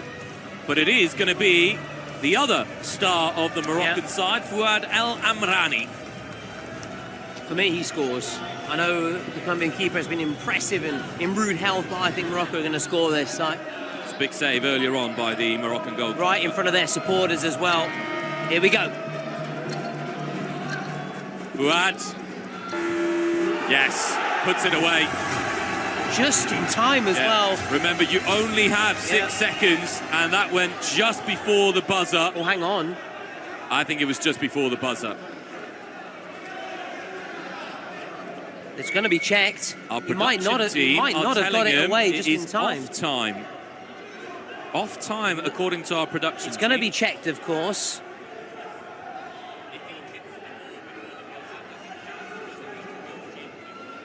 It's being checked as we speak. So remember, all he has to do is hit the ball before the buzzer. It was tight. It was tight. Initially, I felt he'd got it away in the nick of time. He might not have done, though, and that's what the referee is checking right now. With the use of the VAR coming into play, the Colombia coach cutting a cool figure. Here it is, sight. Around the keeper. Thumbs up on for time. Morocco. They think they've got it. Will it stand? All eyes on the referee now. He's become the centre of attention. The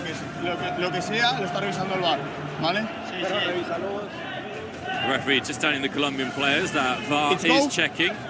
It's goal, okay. It's goal. It's a goal, there you have it. Just in the nick of time. How tight was that? He kicks it just as it moves to zero. Talk about playing it to the edge. Is that going to get Morocco going? At least they're off the mark. A shootout. If they go for that Spotify secret card, if it goes their way, if it's a positive one for them, I don't know, maybe a double goals. Another penalty, maybe. You'd be praying for a suspension. Yeah. Get one of these Colombians off the pitch. Get that superiority going. Numerical superiority, because Morocco have been playing well. They've not been playing badly. They're coming forwards again. Strike from distance goes. It's saved and dropped and not recovered. Yeah, I think it's quite a harsh scoreline against Morocco, to be fair. Well, it was that period at the end of the first half with those 2 goals for Colombia. Ok, aguanta. Necesitas asistencia, dime, sí o no. No, pero vamos arriba, por favor. Ok. Plátela, por favor, plátela, falta. Calma. Goalkeeper Camilo is going to be okay to continue. So we thank another one of our sponsors, Spotify. If you need a motivational playlist for the new year, go check the Kings World Cup Nations playlist made by your favourite players and streamers. Thank you to Spotify. Yeah, and I'd like to thank Spotify as well, because their Christmas playlists have been keeping me going over the festive period. Are you still listening in, or is it over now? No, it's over. Okay. Although, technically, I can go until the 6th. Yeah. We were having this conversation a little bit earlier on, but Mariah Carey, All I Want for Christmas. I'm more of a Wham man myself. Yeah. Here's Morocco. This is it now. 3v2. Nadir Lua, who watches on. And it was Finani who couldn't quite get the shot away. Hatim Finani. Colombia. Lovely ball. Secret card incoming for the Colombians. Yeah, good time to do it as well. Really clever time with Morocco. A little bit on the ascendancy. Oh, we're going to have a card here. For the second time in the game, Colombia sent to the bin. It's Gucci. Yellow card shown.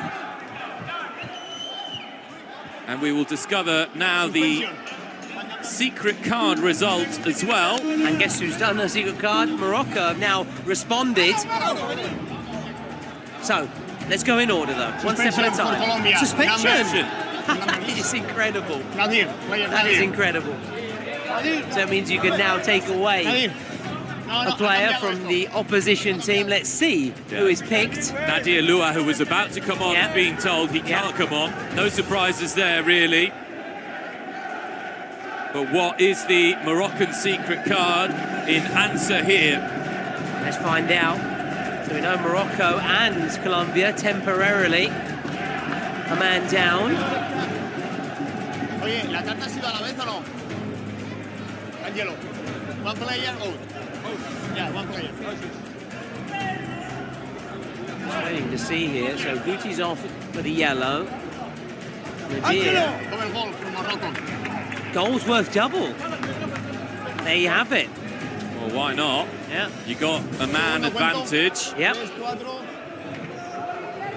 To some extent, you can call it an advantage over the space anyway. There's certainly a lot of space to be exploited. Even one goal would be great for Morocco. Yep. Get themselves within touching distance. Yep, absolutely. With time, still a lot of time remaining. They might exploit it immediately.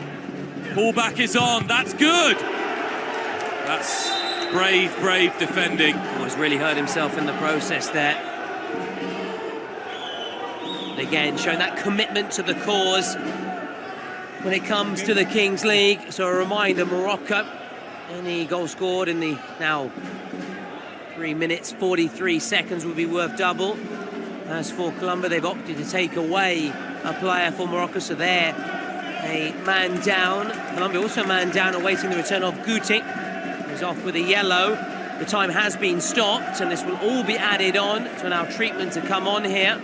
Yeah, Julio Pereira taking it straight in his face there. He'll feel that one in the morning. In fact, he'll feel it right away, but even more tomorrow, that's for sure. Real sense of unity being shown by the Colombian team at the moment. The only goal they've conceded was from the President penalty, which was a shootout taken by Fuad. Colombian national side, who are known as La Tricolor for the yellow, blue and red colours of their national flag. There's also the cafeteros, is that something I... Also, Los Cafeteros, the coffee growers. Yeah, well, hey, we're in Italy though, where it's renowned for its coffee. Which is quite funny, actually, because in the build-up to this game, Colombia were teasing the Moroccans as the Moroccan stars wanted a coffee, and Colombia said, well, the best coffee actually comes from Colombia. Might have been offside. Playing on, yeah, then the arm goes up. And Morocco as well, proud tradition as well, also renowned for its coffee as well. Yeah. Also, you were saying in Italian there's a coffee named after Morocco. Is it Marocchino? Marocchino coffee, yeah. Something which is very Milanese. It's not really Italian, it's Milanese. Yeah.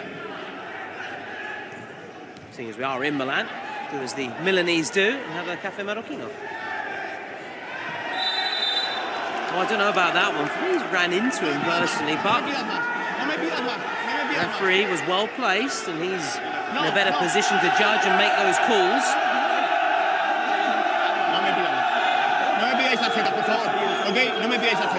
I think the referee quite rightly there saying, I don't like it when you come and ask me for these things. Don't want to see this. La última vez. The last time. Last time. Who to take this one? Lobon Mosquera is an absolute monster, physically speaking. Oh yeah, woman. Looks like he's not wearing one any against shorts him. Yeah, he does. But he is. We can confirm he's got his shorts on. Don't worry. Maybe they want any that fit him. Free kick. Good save. And the follow-up is put over the crossbar. And the arm going up, from the assistant. Now Morocco a little under 1 minute and a half to make their next goal be worth double. And Nadir can soon come back onto the pitch. Have about 10 minutes to find the goals, Morocco. Crowd are chanting for Nadir. Yeah. Well, feel that heading into the last 2 minutes, they want to be at least within an equalising distance, which would mean it being 4-2. Colombia might be able to hit on the break. No, it's Morocco. Was that a foul? No. Playing on, play to that Neither whistle. was that. Good tackle. That's changing hands quickly. Big old toe poke. Yeah, disappointing end. And with that, is that another chance gone and hopes evaporating of making that goal be worth double for Morocco as we go into the final 30 seconds for them to make best use of their Spotify secret cards. 30 seconds, Nadir can come back on for Morocco. Fuad going side to side. Here's Saud rather.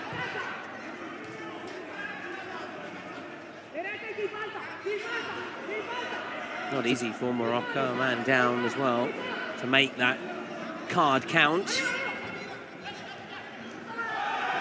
Yeah, the player suspension in many ways was the worst possible thing that could have happened to Morocco. Yeah. Who, as soon as they play their card, had they played their card now, they could have enjoyed the double goals with the team at full strength. Just been unlucky, but that's the unpredictability of the game. That's the thing, you just don't know. You just don't know. In hindsight, it's a wonderful thing, and why there's a bit of chance, a bit of luck goes into it as well. You always need a stroke of like a slice of luck, whatever it might be.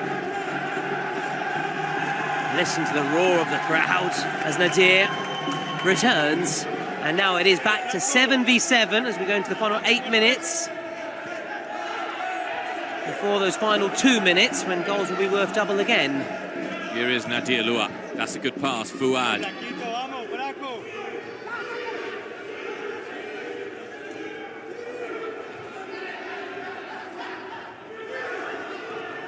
Caught in possession, Nadir Lua.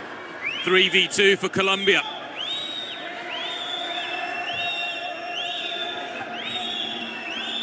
Still keeping the ball though, Colombia. No foul, says the referee. And now it's Morocco, Nadir Lua.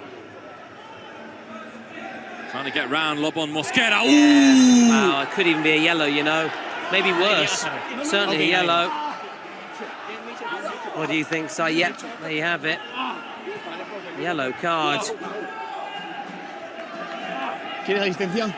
And he's just naughty one. That he's just come back on the pitch, and now he's back off the pitch. Yeah, not their afternoon, not his day, not Morocco's day. The fans continue to be silenced. They're trying their very best, but their hopes are evaporating by the minute here. Just making sure that Lobon Mosquera's okay. That happened right in front of us. Very much like Mijatovic, wouldn't look out of place on a basketball pitch either. Physical presence, towering presence. Let's see if we can get up the other end of the pitch and try and get on the end of some crosses. And can Colombia now, with a man to the good and a 3-goal cushion, kick on here and really put the game to bed. You do expect better though from Nadir Lua. Just when he's back on the pitch, Morocco, who are playing a man down, they're going to be playing a man down again. From your star man, it's a bit disappointing. Yeah, exactly. Maybe the pressure as well in terms of the supporters as well as Colombia try and get another. Oh no! That deserved a goal. Almost perfect. That deserved a goal. Yeah, move. It would have been a golazo. It would have been. Latin American friends say. Would have been. Might be a goal here. Would it be a golazo? Quick feet once more. That was a foul, but the referee allows play on. Fuad's laces are undone. A little bit of a nutmeg on Marco.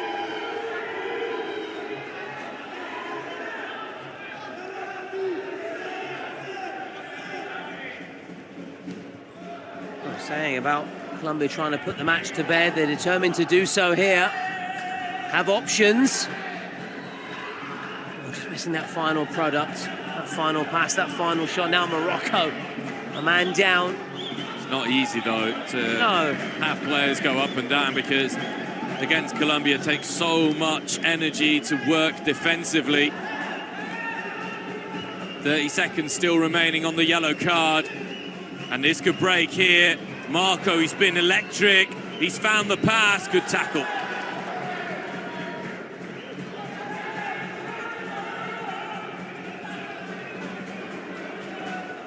The Atlas Lions, that's what the Moroccan football team is called. Failing to roar in this match. Lovely play, and it might be another goal. It's not. Should have been though, Si. It should have been, and it should have really been. Game, set, and match, but with this, and now with Morocco, back with 7 players, 7v7, can get a goal, make it 4-2, go into those final 2 minutes when goals are worth double and draw level. Just saying, right until the very end, it just keeps you guessing this game. You think a team is about to win it, and anything can happen with Morocco desperately trying to get that second goal. Right in front of us here, in front of our commentary gantry. Hadraf there losing possession of the ball.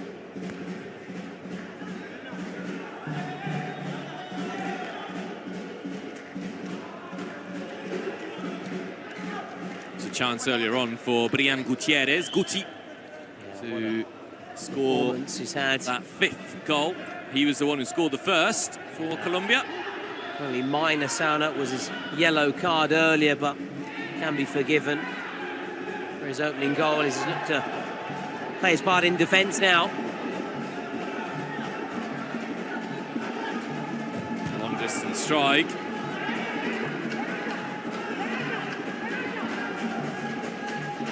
This is the formation that tends to give the biggest results, this 4-2 formation, which Colombia have been playing, goes down. The referee not interested. Of course, there will be a check, as always, with the VAR. The referee, his first view of that was no penalty. Happened so fast as well to make that split-second decision as we're playing on here.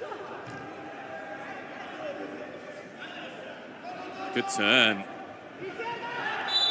Did all the hard work, but fortunately for him, saved by the whistle, saved by the bell. Nadir Lua. Can he step up in the final moments here, the Moroccan star? Here we go. Oh, good block. Corner kick. Final 2 minutes before that second break in play in the 38-minute mark. Oh, nice. Hadraff, unlucky from Hadraff. Moroccans just saying there's a little bit of time-wasting tactics from the keeper. Smart corner kick from Morocco. Those are the sort of things, though, you have to say, from a Moroccan point of view, you've got to score those. It's as clear a chance they've had in this second half. Saoud.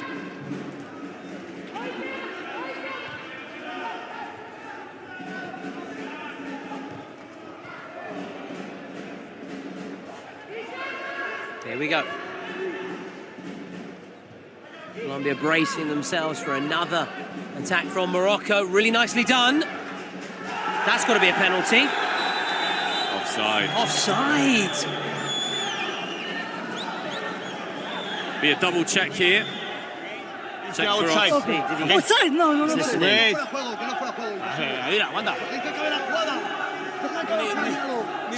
It's outside. It's outside. Outside first. Outside first. Oh, it was tight. So tight. But he was marginally off. Otherwise, it may well have been given as a penalty. Colombia may have a goal themselves here. Saoud.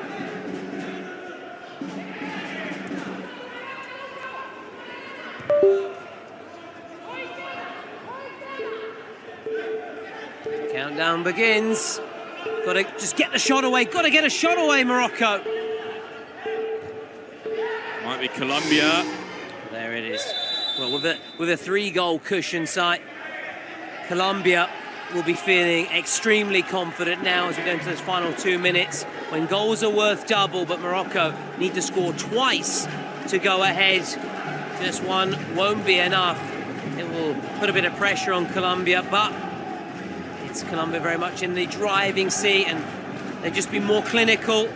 Morocco have had their chances. Colombia, just a complete performance. That's the word that springs to mind for me. It's like complete Colombia as we try and listen in again. A perder contigo ahí.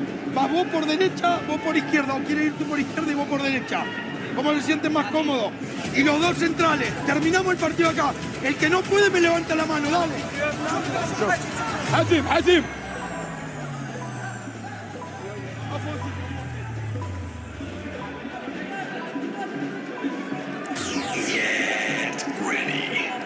Countdown ticks down to nothing, and it's now turned for the lights. Colombia have been first to the ball on every occasion.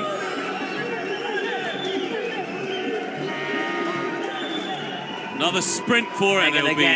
They'll be comfortably first to the ball. Morocco don't even try when they realise they're not going to get there.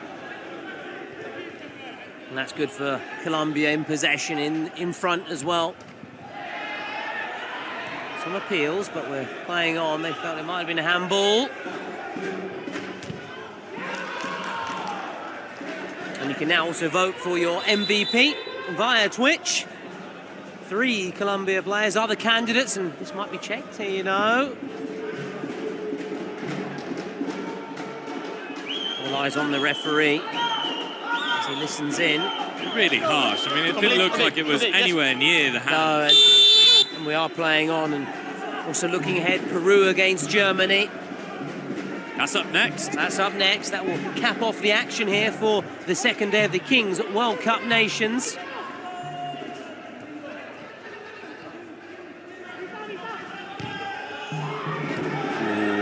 Wide side. Twisting, but not curling enough there on the outside of the boot. These Moroccan fans look like they're going to be heading home with that first loss. Yeah.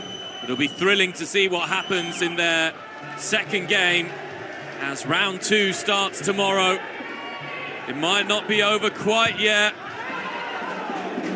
Interesting to see how much added time will be given. We did have a break in play for that injury earlier, so we expect some added time to be given by the referee. A couple of breaks in play for potential VAR decisions and calls, although in the end all the initial decisions were deemed correct by the referee. Saoud.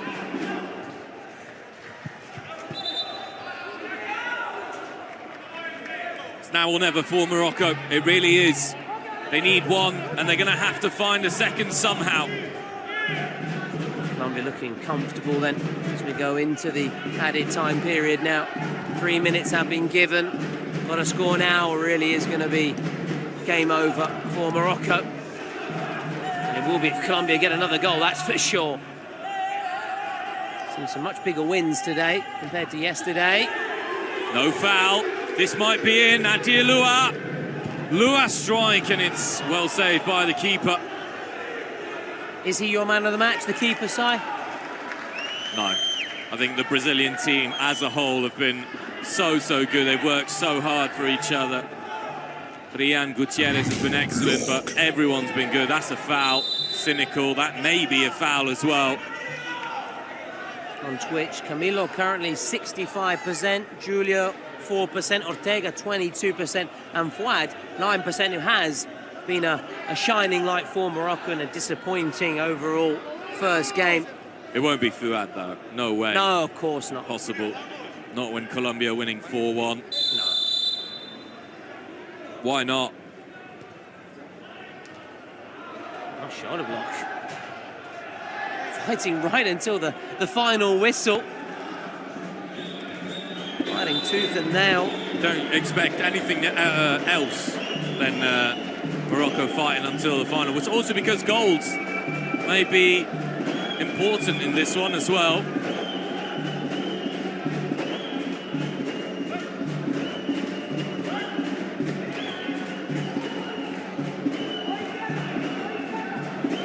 You do feel that the energy has been sucked out of the place a little bit though. Yeah. Very early on really in the second half. And you've seen it in the stands and also out on the pitch for Morocco.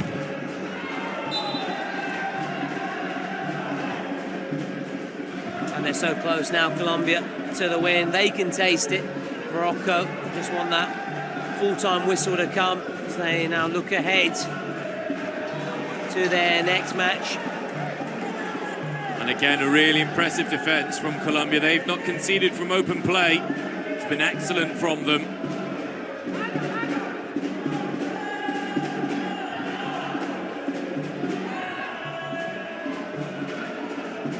Nicely done. All aboard the showboat there.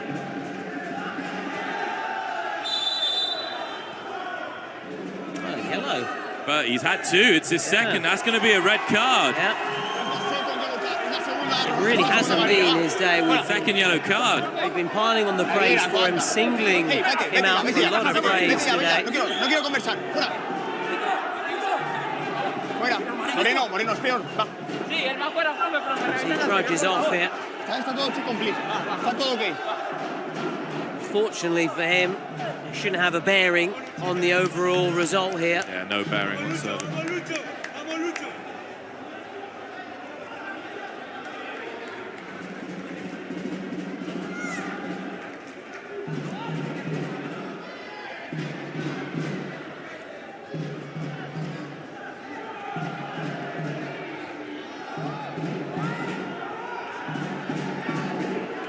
So after that little breaking play, a little sour note to end the match for Colombia, but it won't really take much of the shine of this really impressive and also comfortable win come the end of it. Yeah, that's what's been mostly surprising, is how comfortable it has been. There have been nearly moments for Morocco.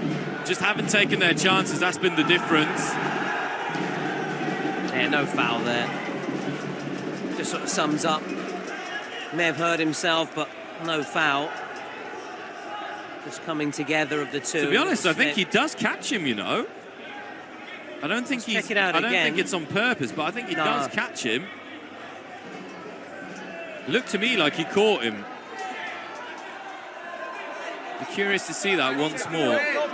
We are checking. Don't worry. We are checking. Don't worry. Estamos revisando. No te preocupes. Just to listen in. Colombian keeper having words as well. Will be checked. Watch the left foot here. He may be right. There. I think that might just catch him. You may be right, Si. That angle's not the best, though. We saw one earlier on, which was a little bit better.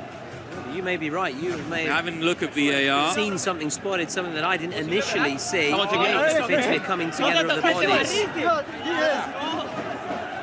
Wait, Joan. Hey, déjame hablar. Progress. What we're saying about never being over as the referee comes across. He's going to go and have a look at himself, yeah. I think he's caught him. I said it straight away. I do think he's caught him. You look at the left leg there. It comes across. It's gone on the big screen. Let's have a look at this.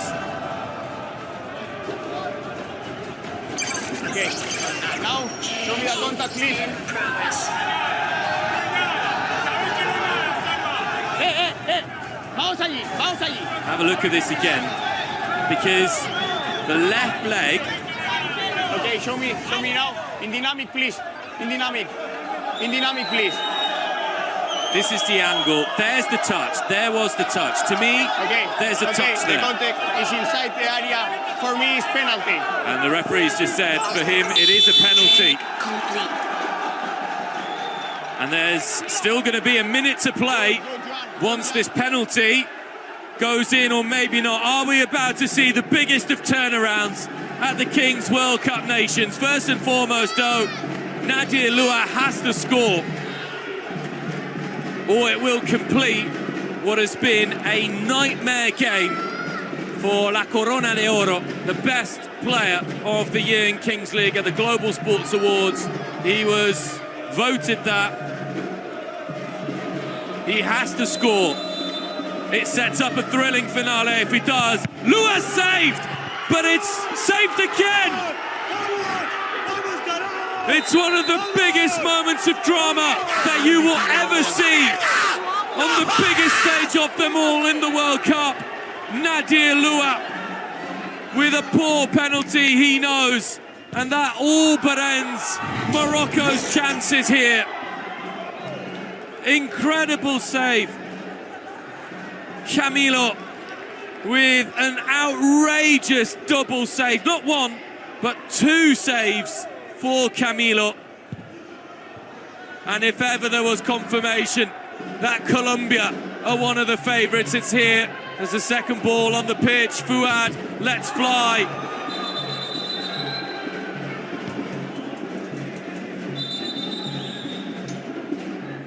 Well, that's a little bit of concern here. Saud showing some really good sportsmanship as he tried to get immediately the tongue out of the mouth of Mosquera, putting him in the recovery position. These are things that unfortunately can happen, but even, and this is where you've got to praise the spirit here of the players and of Saud in particular. There's been competition, but Saud immediately making sure, first and foremost, that the opposition player is okay. The way he fell to the ground there, Lobon Mosquera, was concerning. But he looks to be okay, ladies and gentlemen, if you are concerned. Colombia's number 2, a rock at the back, Mosquera, is okay. He's up on his feet, and I'm sure that after the game, he'll have some kind words for Saud. The penalty saved, double save operated by Camilo. Outstanding stop. The save was so good he's got to be man of the that match. Thomas Lawrence was stunned into silence. Yeah, it's rare for me to be lost for words, but it was impressive. And it just really sums up the afternoon for Morocco. Camilo's jumped all the way at the top of your Twitch MVP man of the match predictions. This has been a lengthy game with 5 chunky minutes. Fuad, deflection, corner. But the game is over. And Colombia with a superb performance to rubber stamp their credentials as one of the favourites here at the Kings World Cup Nations. Absolutely, Si. Big, big win for them. Really laying down a marker. To some extent, it's quite surprising they won by such a big scoreline. Considering Morocco, we've tipped them and spoken about them as one of the favourites with some star names, but it's Colombia, and in particular that man also starring throughout the match and also at the very end with a moment of magic to preserve Colombia's big advantage in this contest. They, very much like the sides we've seen earlier today in action, Turkey and Brazil, laying down a marker. Stick with us, we have one more match today. It's Peru against Germany, as we also now enjoy these moments. Colombia savouring this moment, kicking off their Kings World Cup Nations 2025 campaign with a big, big win as they march on. And they'll be with the pool of winners from this round one.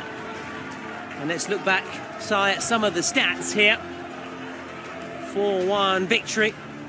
Morocco had plenty of opportunities, 11 shots on target to be precise, but really wasn't their day despite having their fans inside the ground.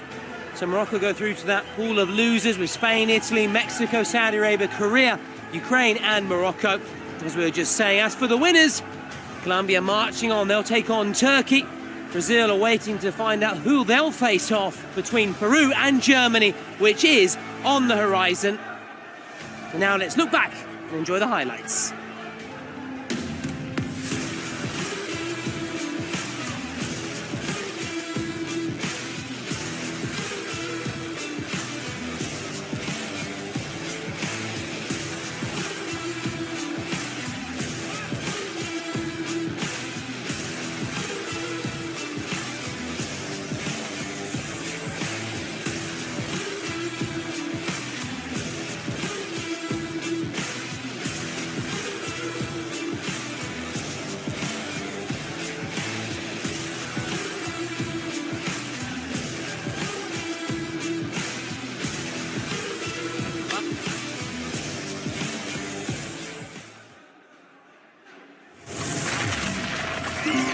The power of the masses brought Peru to the World Cup in Italy. The rest of the journey must be done by the players.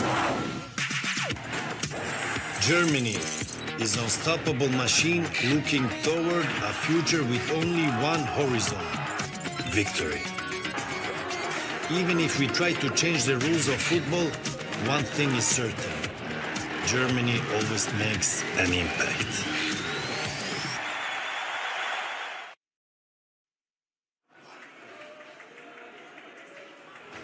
Peru are taking on Germany at the Kings World Cup Nations. Let's first of all listen in to the anthems.